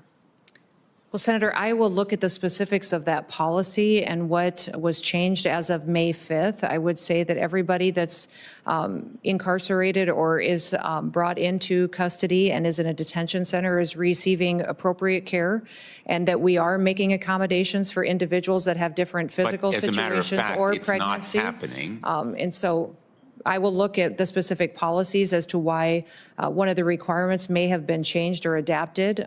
If you have a specific to point out, that would be fantastic. You don't know about this policy? I do know about the policy change, but I've looked at the guidelines of how we handle individuals that are You do know about the policy pregnancy. change. How could you allow it to happen? Well, sir, what are you finding wrong with what we do with individuals who are pregnant that are in our detention centers? Is there concerns I should be addressing? Women who are pregnant or who have just had a child and their infant babies are not receiving adequate medical care. Everybody Aren't receives you medical care. concerned? Everybody receives medical care that is in our custody, and even Why if they was are the going to be policy returned, rescinded then? even if they're going to be returned back to their home country, we are making sure that they have medical care in their home country before they are sent there. So that is something that we do very diligently, is to make sure that anybody who has a medical issue, a concern, something that needs to be addressed is taken care of in those detention centers. What you are telling me right now is factually untrue. No, it's actually more important, you It's followed through with permitted every a single policy to day. be rescinded that provides for adequate care because it was, quote, obsolete or misaligned with your agency's guidance and immigration enforcement priorities. How can you sit here and tell us that caring for pregnant women or infants or women postpartum is misaligned with your priorities? Yeah, It just boggles everyone my who's in mind. everyone who's in our care and in our detention centers But it's your receives policy medical not to care care that is for them. appropriate to them and their specific condition. Absolutely, that is You're happening. about to lose a fifth of your workforce in FEMA, correct? There are individuals in FEMA that are no longer working with us. They may have taken early retirement or How are you deferred going to retirement. meet the needs of our constituents in Missouri or Connecticut, which suffered floods recently? I saw FEMA in action then, as I've seen them over the years. They are dedicated, vigorous public servants. They appear and spend hours and days and weeks caring for people. You're losing a fifth of them, including most of the leadership. What's your plan to replace We've got them? many people in FEMA that do very good work every day taking care of people that are in a crisis situation, that are experiencing the worst day of their lives. The problem is that over the years and under the Biden administration, they failed the American people. You're not They didn't answering my respond- question, Oh, I Madam absolutely Secretary. am. How are you going to replace a workforce You that can't is convince me that absolutely any essential federal government to agency does a better helping the job just because it has more constituents in people. Missouri? You More just people committed does to not help them. equal You're not going a to be better able to job. help Better people job in is Connecticut accountability to or people and in making sure Missouri we're taking or care anywhere of in the them. country if you don't have the dedicated public servants in FEMA and you're losing them. Time has expired. Senator Kim.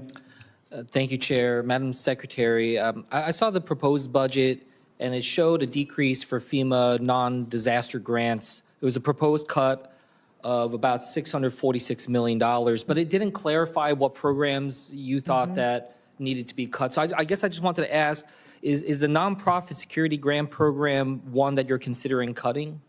Well, we're having discussions with the White House on grants that will be continued in the future. The president firmly believes that FEMA needs to be eliminated as the way it stands today, that it needs to be reformed, and that states and local governments should do emergency response with the support of the federal government. So he believes it shouldn't be in the long-term recovery, 20 years later, still waiting to make claims to go out. And many of the grant programs within FEMA were moved over into climate change priorities. They were moved over into building bike paths and shade infrastructure and planting trees, when really, if it is a disaster and if we need to mitigate something happening in the future, we should be building better roads and bridges and putting in bigger culverts in areas that need to be addressed, not necessarily planting shade trees in parks with disaster recovery dollars. And that's what people need to remember, is all of these dollars that come from these grants, many times they're pulling out of that disaster recovery fund. So I think this evaluation of every single grant is appropriate. Many of them, after they're evaluated and are found to be appropriate, they're deployed. But that examination is something I take very seriously, that I need to do to make sure it's on task for why that grant was established. Look, I'll just say point blank, I think the answer should have been a clear no. And I think that there's very strong bipartisanship here in Congress, especially in the Senate, to protect the nonprofit security grant program. It's literally the best tool that people in New Jersey are telling me is needed to be able to counter anti-Semitism. You know, I can't tell you the number of synagogues and temples that are lined up to try to get this type of funding. In fact, you know, given the rise of anti-Semitism that we have in our country right now, you know, we should be surging resources, not cutting. So, you know, I would hope that you'd have a more declarative no in that vein. And because, you know, I'll be honest with you, I've been trying to see if we can dramatically increase funding to the nonprofit security grant program to try to fight this scourge of anti-Semitism. So I guess I just want to ask you, would you be open to supporting an increase in funding to the nonprofit security grant program if I'm able to work with some of my colleagues to be able to do that? We definitely have seen the value in that program and are willing to discuss this with you. What I would say is that we have to do an evaluation to make sure those dollars are going to the appropriate entities that they were intended. So they have been very important for many different people in different communities, and I recognize that. This evaluation and work with you on how that program can be improved will be very important. Well, look, I want to engage with you on this further because when we're hearing this language about abolishing FEMA and whatnot, you know, one of the elements that people have raised most concerns about is what does that mean for the nonprofit security grant program? So I really do urge you to work with me and this committee to have a declarative stance on that, so people, especially those concerned about anti-Semitism, can have clarity on what comes next. You did raise the FEMA Review Council, which you said is going to be meeting for the first time today. I just wanted to see, because we've talked about this before, about what comes next. I wanted to see if you would commit to working with this committee and hearing our perspectives as part of the council's work and giving us an opportunity to engage before the committee concludes their work and finalizes recommendations. Is that something you can commit to? Yes, absolutely. There are several things that FEMA does that need your input, statutory requirements. This is a reform process that most certainly will include you in this committee. Yeah, that's something I know we talked about before you were confirmed, and I hope we can follow up on that because I think it's incredibly important. Everyone here recognizes that reforms are needed. Right. But now the question is just how it is situated, and I certainly have some thoughts I want to reflect from the folks in New Jersey. As mentioned earlier, hurricane season is upon us. Do you have a sense of when the White House is going to announce a full nominee for FEMA administrator? It should be soon, but I'm not going to put a time frame on President Trump and I his just, again, administration. we want to have confidence that we have the leadership in place to be able to do this. The last thing I'll just say. We do have a leader in place, and I can connect you with him as well. I'm sure Well, I'll make Dave sure we Richardson follow is up, the but it'd acting be good to director. have that formal nomination. The last thing, and maybe we'll just do this in a QFR, but there has been reports of cuts to the national database tracking domestic terrorism.